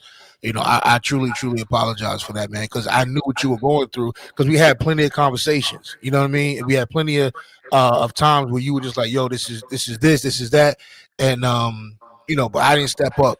Um, and maybe it was the same thing that you were dealing with. I didn't know how to step up. You know what I mean? Like I just didn't know how to do it. So, you know, when we broke apart, it truly was something that I had to do some self reflection to see. Okay, you can be as mad as you want to, but you also played a role in this because you did not help. You know, and to see what need to happen. And I'm gonna say what's up to Fantasia. What's going on? Danny, what up? Hey, Love you too. Love you too. And somebody else popped in the chat too. What's up, Keisha? Hey, Original team. But yeah, Cookie. so again, bro, I apologize, bro, for not being there to be able to take some of that weight off of you, bro. So, you It's know, all good, bro. Like you said, we was all learning on the fly. Hindsight always 2020, but we were learning on the fly, man. We ain't never wasn't no blueprint and we ain't never been there before. So we was learning on the fly. Yeah, that's it. Go I ahead, ain't Tiny. gonna go ahead, Tiny. Sit in the Yeah, bathroom. I'm at because I felt like I was in the dark. And I hindsight looking at it now, I'm like, I see why they did it, but I was just like, y'all acting like I was like 21 and like I We had could. to hide stuff from the baby. We had to Yeah, hide, I we was had like, to but hide stuff. they I had did to. it as I Yeah. got older, and you know what they say, their frontal lobe or whatever. She had a soft spot there. She wasn't fully developed yet. They said fully mature. I don't know what I would have done if certain things that was happening back then you would have Tiny, told me about it. talk more into your mic. Oh, sorry. I don't know what I would have done if you guys would have probably told me certain I know what things. you would have done. Huh? I know what you would have done. What I would have done. That's why I didn't tell you. That's why, Yes, why okay. I told you nothing. Well, look, all right. Wasn't crazy, but You was hood. Crazy. look, all right. Now it's just, I mean, I wish I did know some extent or whatever. I mean, I knew the soft stuff, but I was just like, okay, well, I guess looking back at it, okay, I can't say anything. I mean, I wish I would have known. I probably would have surprised you guys. You just never know. You know what I'm saying? Yeah, you wouldn't. But that was I good. will say I wish not like that. I will say I wish I could tell that Ish was tired, and he also vocalizes sometimes when we had after a session, like we would just hang out after, like outside in a parking lot. Yeah. And it's just like, man, sometimes I just wish I had the things to say to encourage you, whatever, or like my bubbly side would just kick in at this moment or whatever. I just say something, we laugh about it, you feel better. But I could tell that it was deeper. So I just kept you in prayer. I didn't know to what extent things was happening, but obviously it was worse than I thought, and I figured it out. Well, you guys told me later, and I was just like, man, I kind of wish like maybe you would have told me like, Tiny, just pray for something specific. Pray for this, pray for that, no questions asked. Just like pray for this, pray for that, no questions asked. You know, Yeah. um, but I mean, Hey, look, I'll say this too. Again, we were four individual people that didn't always see eye to eye. Right. We walk life together. Yes, some of the best years of doing music was with our original team. Um, but at the same time, people grow apart and misunderstandings happen, and feelings get hurt. You know what I mean? Anything can turn into a misunderstanding. Like, a joke could be, misinterpreted, or a look, or whatever it is. Just anything could be misinterpreted. And so it just got to the time where we was like, all right, it's just time for a split. It's time for a split. And the split came before we all kind of knew it, but Ish was the first one to kind of, it kind of boiled to a head with Ish first, and him being the leader. Once he said he was done, I was, we were all kind of done. You know what I mean? We didn't want it to be done, but we had to do it. You know what I mean? I wasn't done. Huh? I wasn't done. Butch was never done. No, Butch was never done. Butch and Ed perspective on it. Like, yep. Butch was there for a lot of it. Ed came in on the tail of it, but I'm sure y'all both have y'all views and y'all perspective on how things were from whatever information y'all was privy to internally. But I would like to hear y'all perspective on it. I'm gonna let you go first because I'm gonna be a little long-winded. Pause. Yeah, I know. Ed was walking in the background. Ooh, I'm ready. No, for real. I was there, and I was scared for what was about to happen, because I was like, "Oh Lord, this just does not feel good. It does not feel like it's about to be a good thing." What? I'm talking about the day of, like, I knew something was happening, but I didn't know what was, like, I didn't know that we wasn't about to have rehearsal. Like, I didn't know what was going on. But I was, after I like finding out what happened, and like, not the conversation that you guys had in the room, but knowing that there was a conversation about like the split and stuff, I was heartbroken. I really was, especially because I had just like, kind of gotten to the swing of things with you guys, and from going there what was it, Monday, like being there all the time. Yeah. Even if like some of y'all wouldn't show up, I was always just there, just because that was like a safe space for me. Like, it was just a happy place for me. So yeah, but I could tell that something was like off. It was like at one point the energy kind of shifted, and it was like, okay, something is different. The energy is different. The vibe is different. Things are not as like, I want to say like cohesive as rehearsals usually were. And I definitely felt the shift, and it was definitely like, dang, this is because, again, I believed in you guys too. I believed in what was supposed to happen for us, and still can. But at that time, it was like thinking that was going to be the end of everything. It was like, this is not, I don't want this to be over yet. Like, this is not supposed to be over right now. And yeah, I used to tell my dad all the time, like, are you sure they're done? Like, are you sure? Like, is this for sure? There's no chance. He's like, I don't know. I don't think so. And I was like, okay. So that was something I did have to like try to get over. But I used to listen to y'all songs every day, like just just make playlists and listen to them and stuff. And like, wow, this is something I really don't want to be over, because it was really a beautiful experience to be a part of and to look at from the outside looking in too. Yeah.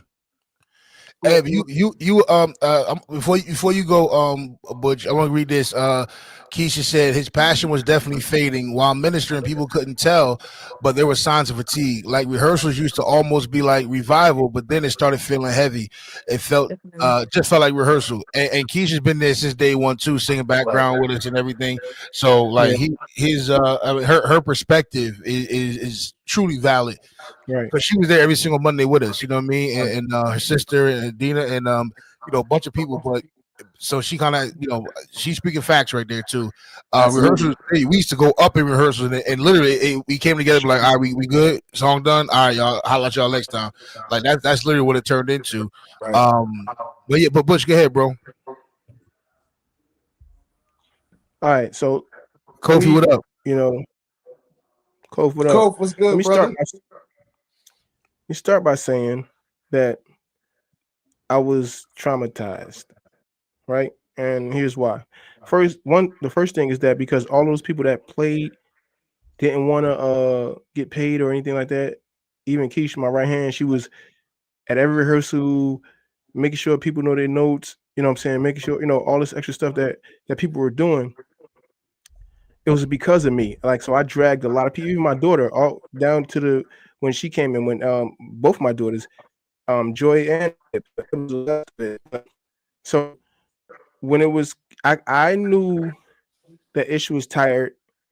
I knew he was tired doing a higher video, like that. Not the higher video was not that's the video I did in the backyard, right? Yeah, that was higher. Yep. Right. Because he mentioned it last week when he was talking about people sitting in the house and stuff like that. I had pulled up at the video shoot. Me and Ed was in the car, and Ish was. I was like, "Yo, where you going?" He's like, "Man, I gotta go get these tables and chairs or something from Agape or whatever." And I'm like, "Yo, you need help?" He's like, "Man, no, man, no, I don't want." I said, "Yo, that's what I'm here for." Like, he's like, "Nah, bro, just don't worry about it. I got it." And so I'm like, "Yo, what happened?" So him and I had private talks. You know what I'm saying? We talked a lot. We talked a lot. So close because we spent a lot of time after Nikeo folded. But I was hurt. I was hurt. I'm trying not to be emotional because this is a really touchy subject for me.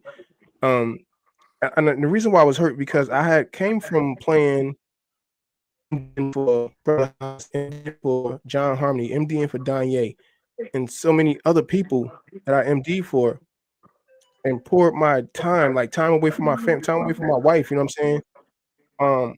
A lot of time that I spent away from my wife, it kind of kind of separated us a lot. You know what I'm saying? So, but for her to say after I had this incident with John Harmony, well, it wasn't my incident, but we thought everything was going fine, and then he just disappeared. But so then I was telling her like I ain't gonna get into it with nobody no more. You know what I'm saying? I'm just gonna do my regular church stuff, whatever. And then I got the call to work with Nikeo, and she was like, "You sure you want to do this?" I'm like, "No, this right here, I believe in them. They're gonna, you know what I'm saying? Shout out to Candy.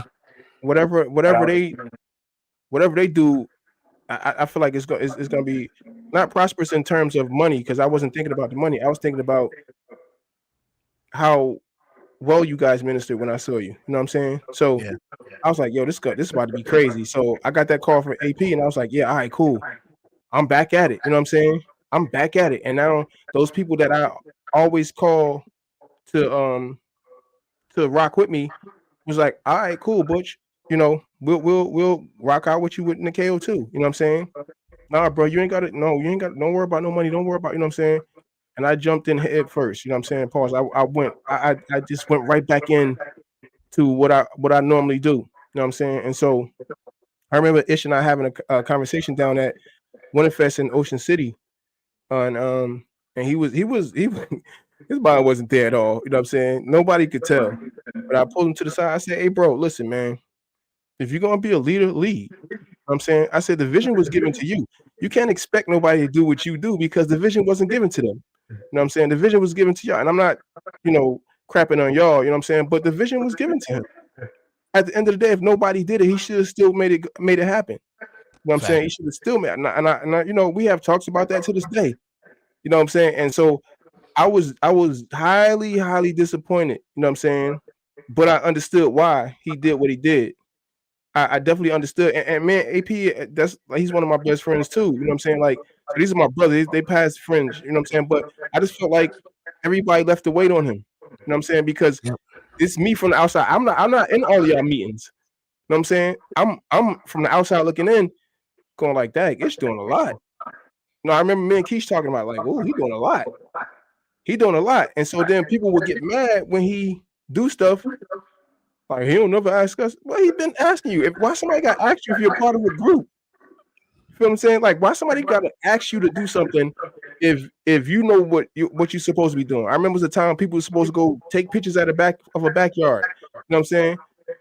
Get video of a backyard, and he had to wind up going to do it, which he should have.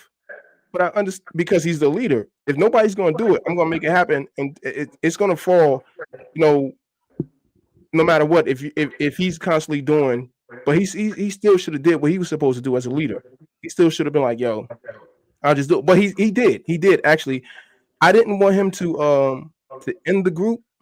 I didn't want him to end the group, because I felt like it was emotion, but at the same time, I wanted him to end the group. So Butch, I got a question for you, bro. Do you think that you just actually said something?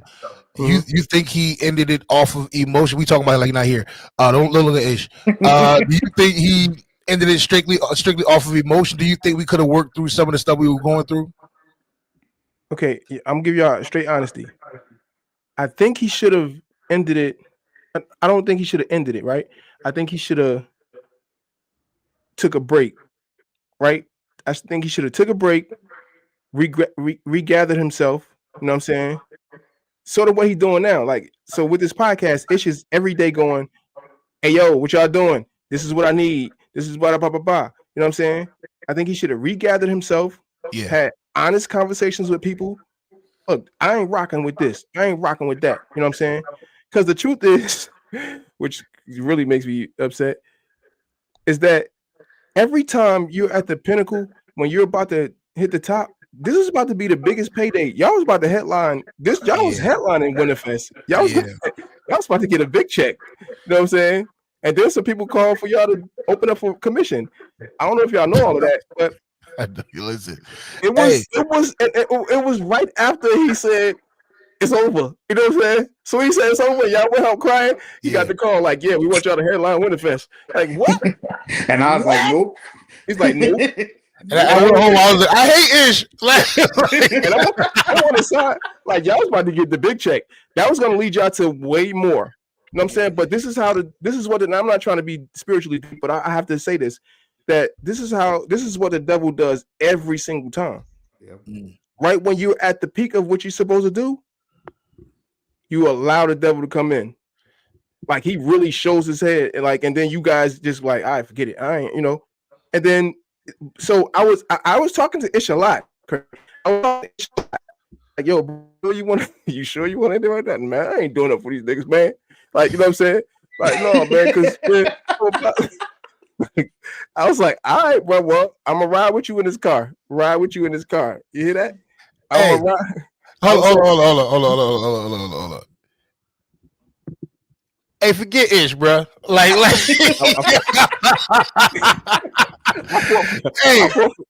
I fought for y'all, bro. I still hate Ish. Like we go. Nah, hold on. Hey, Butch. I got one more question to ask you, bro. You said you think we could have worked it out, and not taking a break. I think after this whole time, I think the break was needed. We just had to realize some stuff, and I think Ish. Like I said, we talking about you like you're not here, but I felt like Ish. He was just done because he was just mentally done. Like he was like, enough is enough. Either we gonna be done or we not gonna be friends no more. Like we can't like we. That was big. No, that was true. That's true. Yeah, like we were not like because it was also a point where I felt like he was like, if we don't end this now, we are going to. Something's going to happen to where we're going to explode. Like something's going to happen. You know what I mean? Feeling is valid because that is exactly the reason why.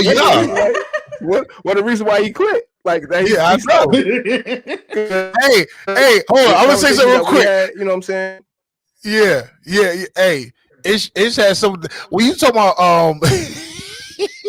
when you talking about some of the realest times Ish ever was, yo. Let me tell you something. Ish, we was going through something with the group, and Ish called me. It's just like, hey, dog, I'm gonna say this one time. Like, listen, if one more thing happened, it's over. Like it's about to it's up. It's up.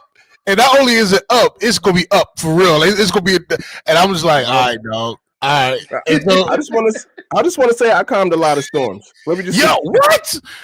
Been a Butch, bigger. yo, Butch was the dude that was no Butch. I don't get this to Nah, you. Butch He co-signed stuff. He went co-sign stuff. Hey, Oh yeah. he calmed it down, but then he like, but if you want to do something, we can do so. Right. But if you with it though, 212 First Street, man. Do it. Yeah. But if we going outside, we going outside. You know what I'm saying? We go all the way outside. We outside. You know what, yo? I say this like egos, and I say this for anybody that's watching. Agree, Wayne. What you're doing, whether you're talking about music, your groups, your work environment, your friendships, your family, bro. Check your ego. Check your ego. People sometimes when you're doing things and things are working so well, people get to a place where they forget. I'm saying this as humble as I can say this. People forget what their role is. People forget what their role is. And when people forget what their role is, ego starts to peak in. Yeah. So you start to feel like one person may start to feel like things is happening because of their effort. One person may start to feel like because they got this degree, or I'm generalizing, they got this degree that they're more capable. One person may feel like because they come up with the best ideas that it rolls because they roll. Whatever the case is, when things seem to be going well, is when it leaves room a lot of the time for ego. I think we had a lot of ego in those days coming from different areas. I would say for me, if you know me, you know that I am very meticulous about the people that I let around me. I am very intentional about what I do with people. I'm not just join the circus type of person. When I deal with people, my intentions are always pure. You find somebody to tell you different, I'm a prove them a lie every single time. I'm gonna prove them a lie every single time. And so one of the things for me with Nikeo was, and I'll say it, like having my image tarnished, having things said about me that just wasn't true. You know what I'm saying? That was they intentional or not, right? Because like you said earlier, but sometimes things can get misconstrued, people can misinterpret things or whatever. All of that, however you want to word it or put it, is irrelevant. At the end of the day, how I received it and what it affected me, and not just me, but my family, my children. You know what I'm saying? The group. It was like this is what made me finally say enough is enough, and then get to a point where it's like I'll say it, Aaron, like making threats, like because I was making threats. Like no, like, but you like, but you I'm making threats, and what was wait, hold on. I'm Let me sorry, finish this thought. When I enter a situation with pure intentions, when I go to bat for people who don't go to bat for me, because I played mediator so many times for people who I later found out like they never this person or whatever just didn't have a real good intention behind me. Whatever led them there, I can't tell nobody else's story, but this is how I received it. I'm telling my story. When I get to a point where I'm just like, yo, like I'm laying it all on the line for everybody. I'm sacrificing myself. I'm sacrificing my body. I'm having health issues. I'm on stage with heart monitors. Nobody noticed. Facts. For sure. With heart monitors. You know what I'm saying? Like my intention was pure. And to have people tarnish that, to have people misinterpret it or misconstrue it, whether intentional or not, and all of those things, it got me to the point where it was just like that. Why people want me on Demon Time? Like I'm trying to be everything that I need to be for this group, and it seems like people want me on Demon Time. You know, pulling me aside or calling my wife so we can have meetings about foolishness. It was foolishness. And I'm like, bro, I'm stressed out enough and I got to deal with this foolishness. Like, this is foolishness. You know what I'm saying? To get to a point where it's just like, like you said, Bush, like, no, I'm good. I don't need none of it. Like, cause I didn't get into it for money. I didn't get into it for fame. I didn't get into it for none of that. I was doing what my heart wanted. But I felt like I was called to do. So if I can't do it for that reason, I'm good. I don't need any of this stuff. You know what I'm saying? Like life is hard enough. I'm raising 3 daughters. You know what I'm saying? Like life is hard enough. I don't need the extra activity. You know what I'm saying? So I got to the point where it was just like, nah, I'm cool, bro. I'm cool on all of this. Like, and you know, it was a heartbreak for me too, bro. Cause like I said, like I could remember, I wish Alan was up here. Shout out to Alan Jean. He just had a baby. Congrats, bro. Yeah, shout out to him. I remember sitting with him in 2011 and at the table, like, yo, I had this dream, bro. Like this what I want to do. I remember me and Nisi pulling together our coins. Shout out to Aldon because he tagged along for moral support because I was shook. I remember calling people and like, yo, I'm gonna bring people to this restaurant. I don't know how I'm paying this bill, but I'm gonna bring them to this restaurant and I'm gonna pitch this idea about this group called Nikeo. Like, it was always pure intentions, bro. Always pure intentions. And so, like, to have my intentions be misinterpreted, misconstrued, or just treated with disregard, it was just like you get to a point after a while where it's just like, yo, like why am I stressing myself out? Like, why am I not with my kids? Why am I not with my wife? Why is she sleeping alone? Why am I doing all of these things and not being appreciated? Like, I don't have to do this, you know? Like it's many a times when Nisi was like, yo, just do your own thing. And I'm like, nah, they depending on me. She's like, you should do your own thing. Cause she saw. Yeah. You know, because she saw. Like, so, yeah, bro. And again, I don't want to paint it like it's an ish show, because it's not. Because no, but this is your truth. Yo, this is bro. Listen, it's gonna be a lot about you because the vision was given to you. Yeah. You just gotta be that way. It is no other way we can do that. I would like for AP to read some of those comments though, because we had some really good comments. I appreciate y'all being a part of the conversation too, man. Thank y'all so much. You know, some of y'all been here for a long time, and you've been kind of a part of these conversations. So thank you.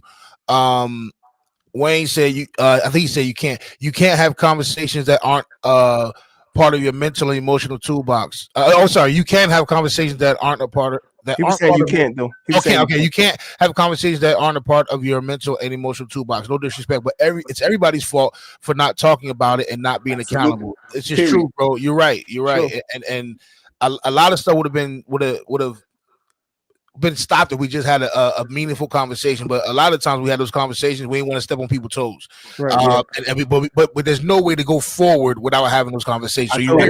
I told Ish to step on toes though. Yeah. As a leader, you have to. When you see something wrong, you got to step on toes. But that also speaks to Ish's heart too. Like, you know what I mean? Like but with any businessman, your heart, you can have a heart. You know what I'm saying? It's cool to have a heart, and we all got one. But at some point, if your business is to be successful, you got to get people that's on the same page with you. Nah, you right about that, bro. Keisha said I agree with some of what y'all saying about him ending it, but it's two ways to look at it. The enemy could have won, but it also could be looked at as God's timing. Ish had work to do, and his heart had to be repaired. It can be rebuilt even better. Maturity, time, and thought has settled in. We learn from experience. He knows better now. All of y'all are different now. All of y'all more. Yo, Keisha, that's so good, Keisha. That's so good. Wayne said the leader is the leader, but y'all are a group. You're right. So we had that conversation. Block said you guys were and still a part of the inspiration to do music, and it really broke my heart when y'all stopped because you guys inspired me. But I'm so glad that y'all having these conversations because this is what we need to see as artists and people of God. And I feel like y'all ministry was attacked because y'all are necessary for what we need now in this day and age. Appreciate you, Block, man. And I agree. What do you say? He said Michael Jordan stepped in on a lot of toes, but he made people champions. You right? Ooh, come on, Block. Fact, yo. Thanks for calling me Michael Jordan. I appreciate that. This guy. I appreciate that, Block. I always thought of myself as the Michael Jordan of this group. So I appreciate that. In the rap. I appreciate that, man. Hey, this guy's right on my experience, bro. If I'm Mike, who's Tiny? Tiny Steve Kerr. She's Steve Kerr. BJ Armstrong. Bill Cartwright. Bill Cartwright. Yo. No, but I was really messed up, man, behind that breakup, man. But I got to one really good thing that came out of it. Bush cussed us out a couple times. I probably facts. I want to curse y'all out now. But one good thing that came out of it is I built a really, really strong relationship with Ish. I really built a strong relationship with AP too, because I've been going up to AP's church, helping them listen to these people that want to do praise and worship and stuff like that. Yeah, it's been interesting. So we built and then getting back together. I know we're gonna get into that, but getting back together, we've all built a different type of bond, right? Like being in this basement, like we built a bond that's crazy. You know what I'm saying? Like even though Ish was mad at us when he moved down to Georgia, he thought we ain't love him. But God bless. Never mind. I'm done. Go.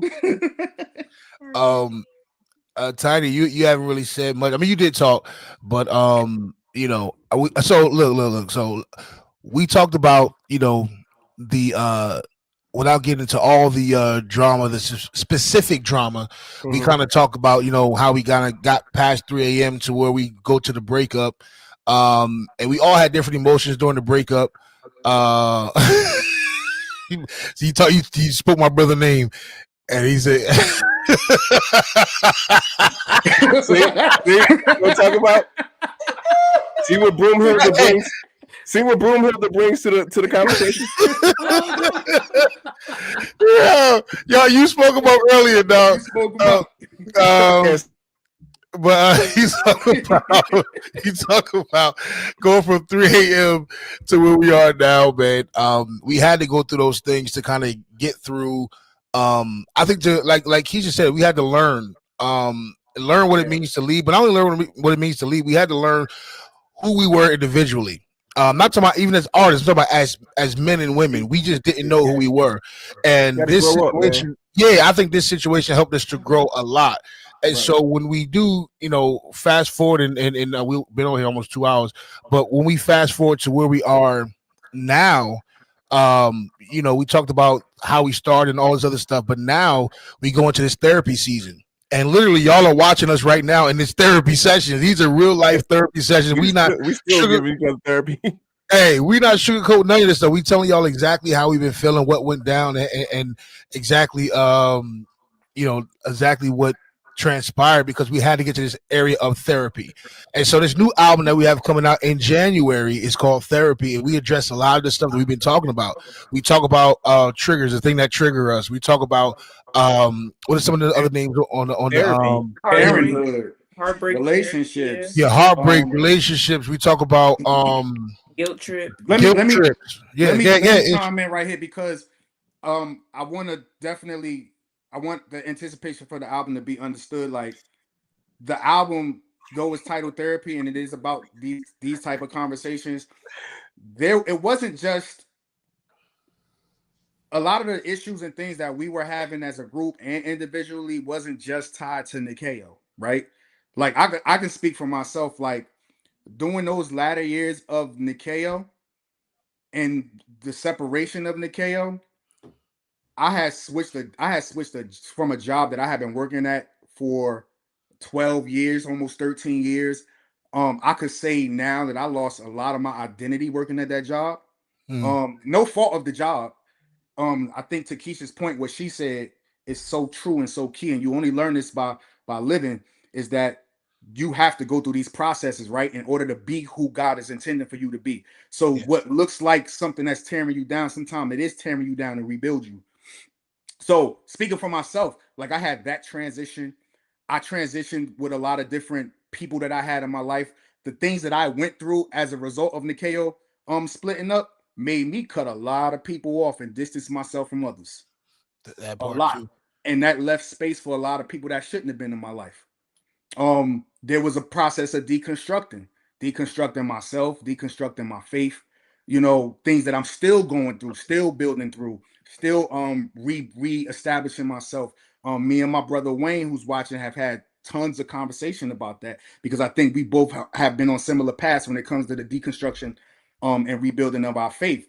But for me, those are things that I was going through in the span of those years, and so I just know it's the same for everybody else. You know, take Ed for example. When all of this stuff was going, Ed was a kid. She was singing background for us. Ed is a mother now.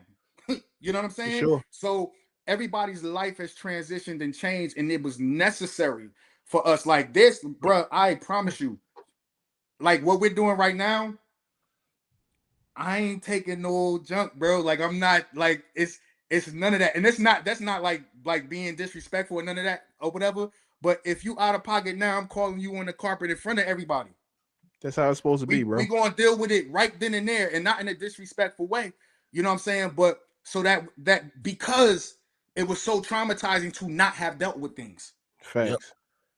It messed up, like Butch said, like we were getting calls after we broke up to go headline shows, and it's like I'm like so done, like I'm done, like I don't care. They could offer us a 10 grand check, they could keep their check. My bill. Whoa. Like that's the space I was in. I'd have put some dreads on. But now I understand, you know what I'm saying? Like I had to go through my own processing, and that's not just for what we're doing musically, but that's just in life. I had to go through my own process, and there's another process coming, and there's gonna be another one after that.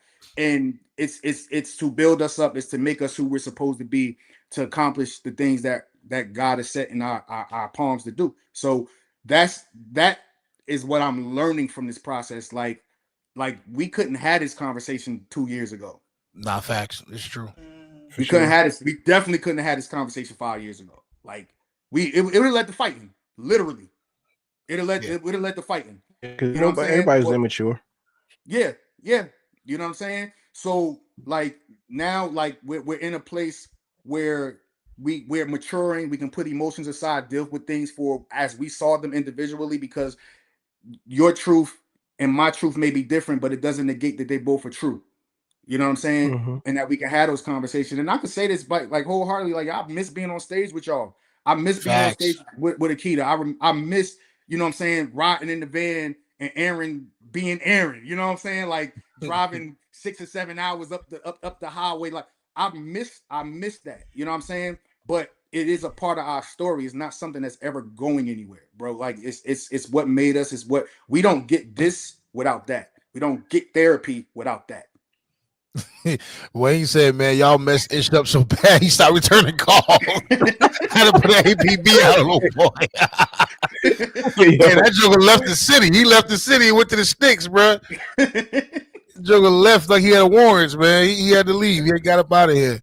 But yeah, man. I mean, this is true, man. And I'm glad we're actually at this space right now. Like we had the opportunity to kind of really self-reflect, man. And when we put this new album together, Therapy, we thought maybe let's do an old Nikeo album, let's put slaps on there and do all this other stuff. But as we got to sit there and talk and really had it, and y'all will get to see some of the behind the scenes stuff of us actually coming up with the album Therapy, because every day was literally a therapy session when we got together. Like sometimes we didn't even do music, we just talked because we had to get a lot of stuff out. We had to grow up, we had to go through things. We walk with Ed, you know what I mean, becoming a mom. We walk with Tiny becoming a wife, you know what I mean. We talk with, you know, Ish going through health stuff, me going through health stuff, you know what I mean.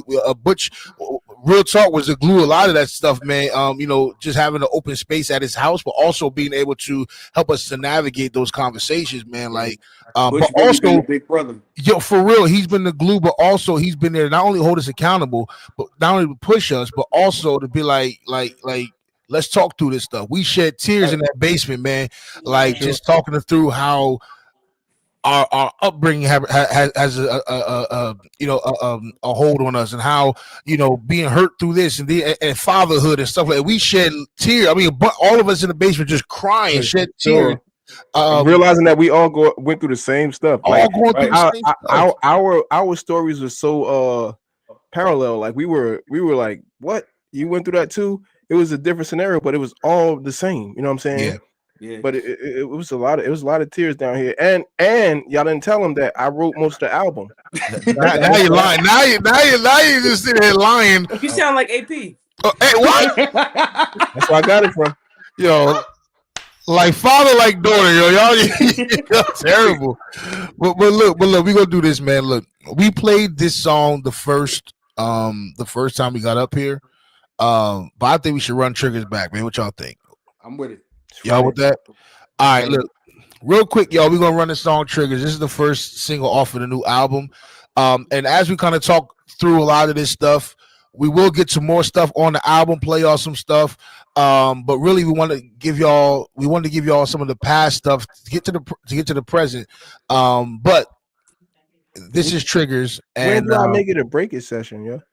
I don't think we have one today. Hey, if y'all got new music out there, man, just throw it our way, bro. We want to make sure we got some making and breaking stuff for our own stuff. But if y'all got some new stuff out there, we want to support y'all too.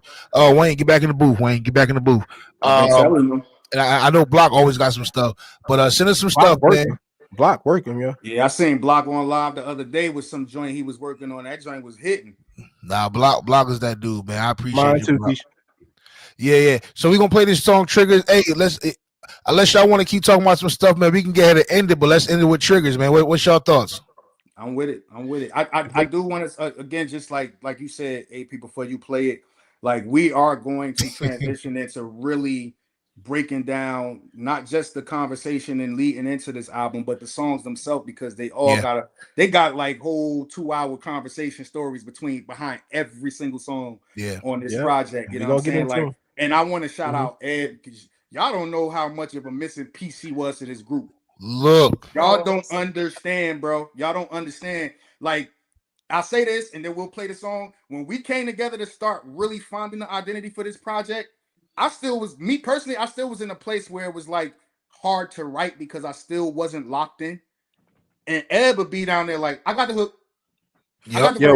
Michelle brought them beats too. Putting pressure on everybody, bro. Like, this is the first time we trusted Shell with production, like his own production. So a lot, like 4 or 5 beats of Sheldon. So it was easy to come up with those hooks. Yeah, it's facts, man. And we did a lot of talking leading up to this part, but this is where Eb really gonna shine, because now we talking about where we at now, and we'll even talk about even how Eb came along too. We got to play We Back and all other stuff, so people can see where we was going. But we really get to unlock who Eb is in this album, and if y'all don't know who she is, y'all get ready to be introduced to who she is.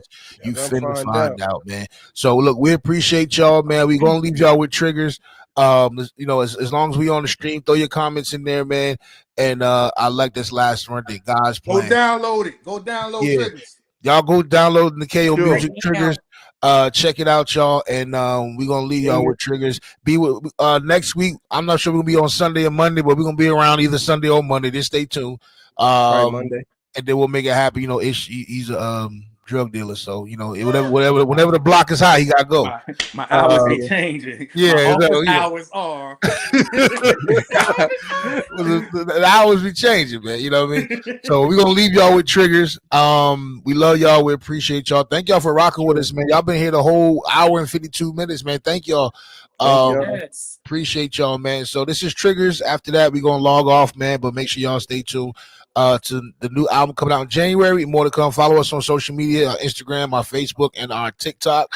And we'll check with y'all real soon. It's Eb, Tiny, y'all got anything before we play Triggers and get out of here? I love y'all. I love you so much. Love y'all too, man. Appreciate it. Mika, thank you so much for joining us for the conversation. Thank y'all.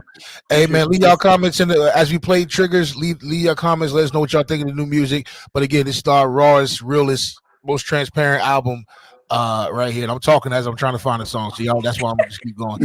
This is our realest, most dopest, most make sure that we are I found it. All right, so so this is Triggers, y'all. And shut up, man. Here go Triggers, y'all. We love y'all. Have a good night. Spazzing on the wrong people. I'm filtering my conversations through a damaged lens, easily offended, cross-examining intent, convinced that they gon' be the sequel.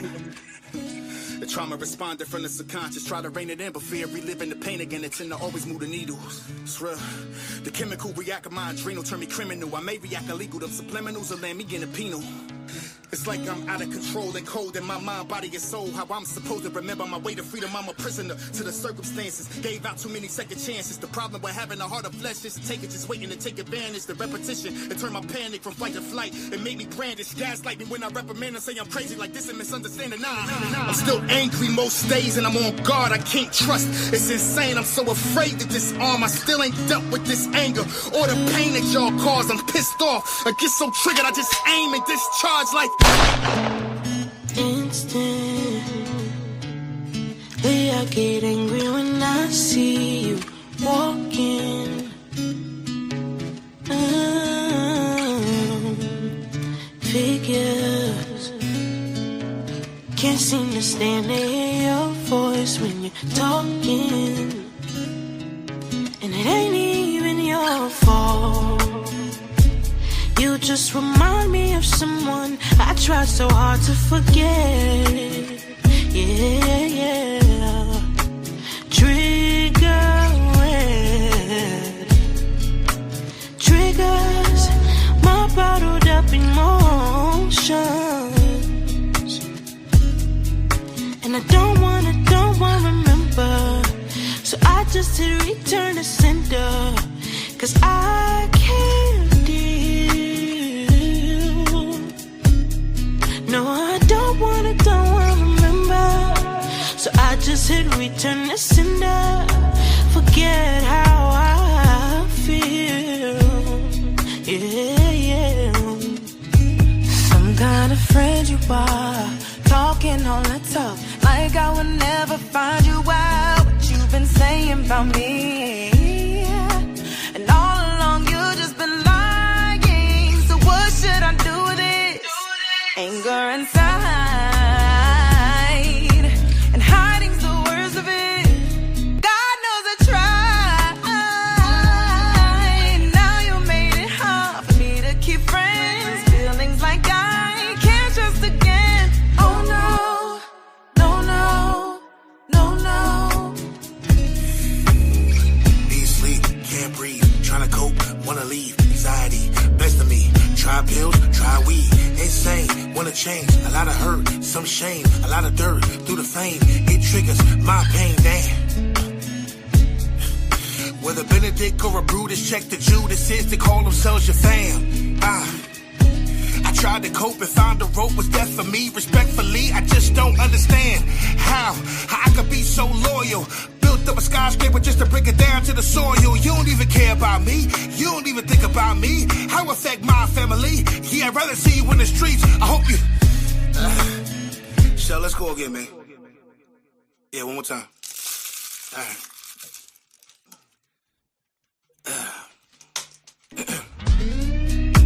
Staring at the ceiling, numb to the pain, gotta get away, man, I hate this feeling. Contemplating everything I've been through and gotta need some healing. I feel like disappearing. It's hard to be an anchor for people when you're the one who's sinking. You don't even care about me, you don't even check up on me. How affect my family? Yeah, I'd rather see you in the streets, picking up all your loose teeth. Smile on my face as you bleed. This'll be the last time you ever think about speaking up on me. On God. Triggers. This guy's Spazzing on the wrong And I people. do. It's a what? Hey, we love y'all, man. Have a good night, man. We talk to y'all soon. Go stream Triggers right now. We love y'all, man. Have a great night. We out of here. Always move the needle.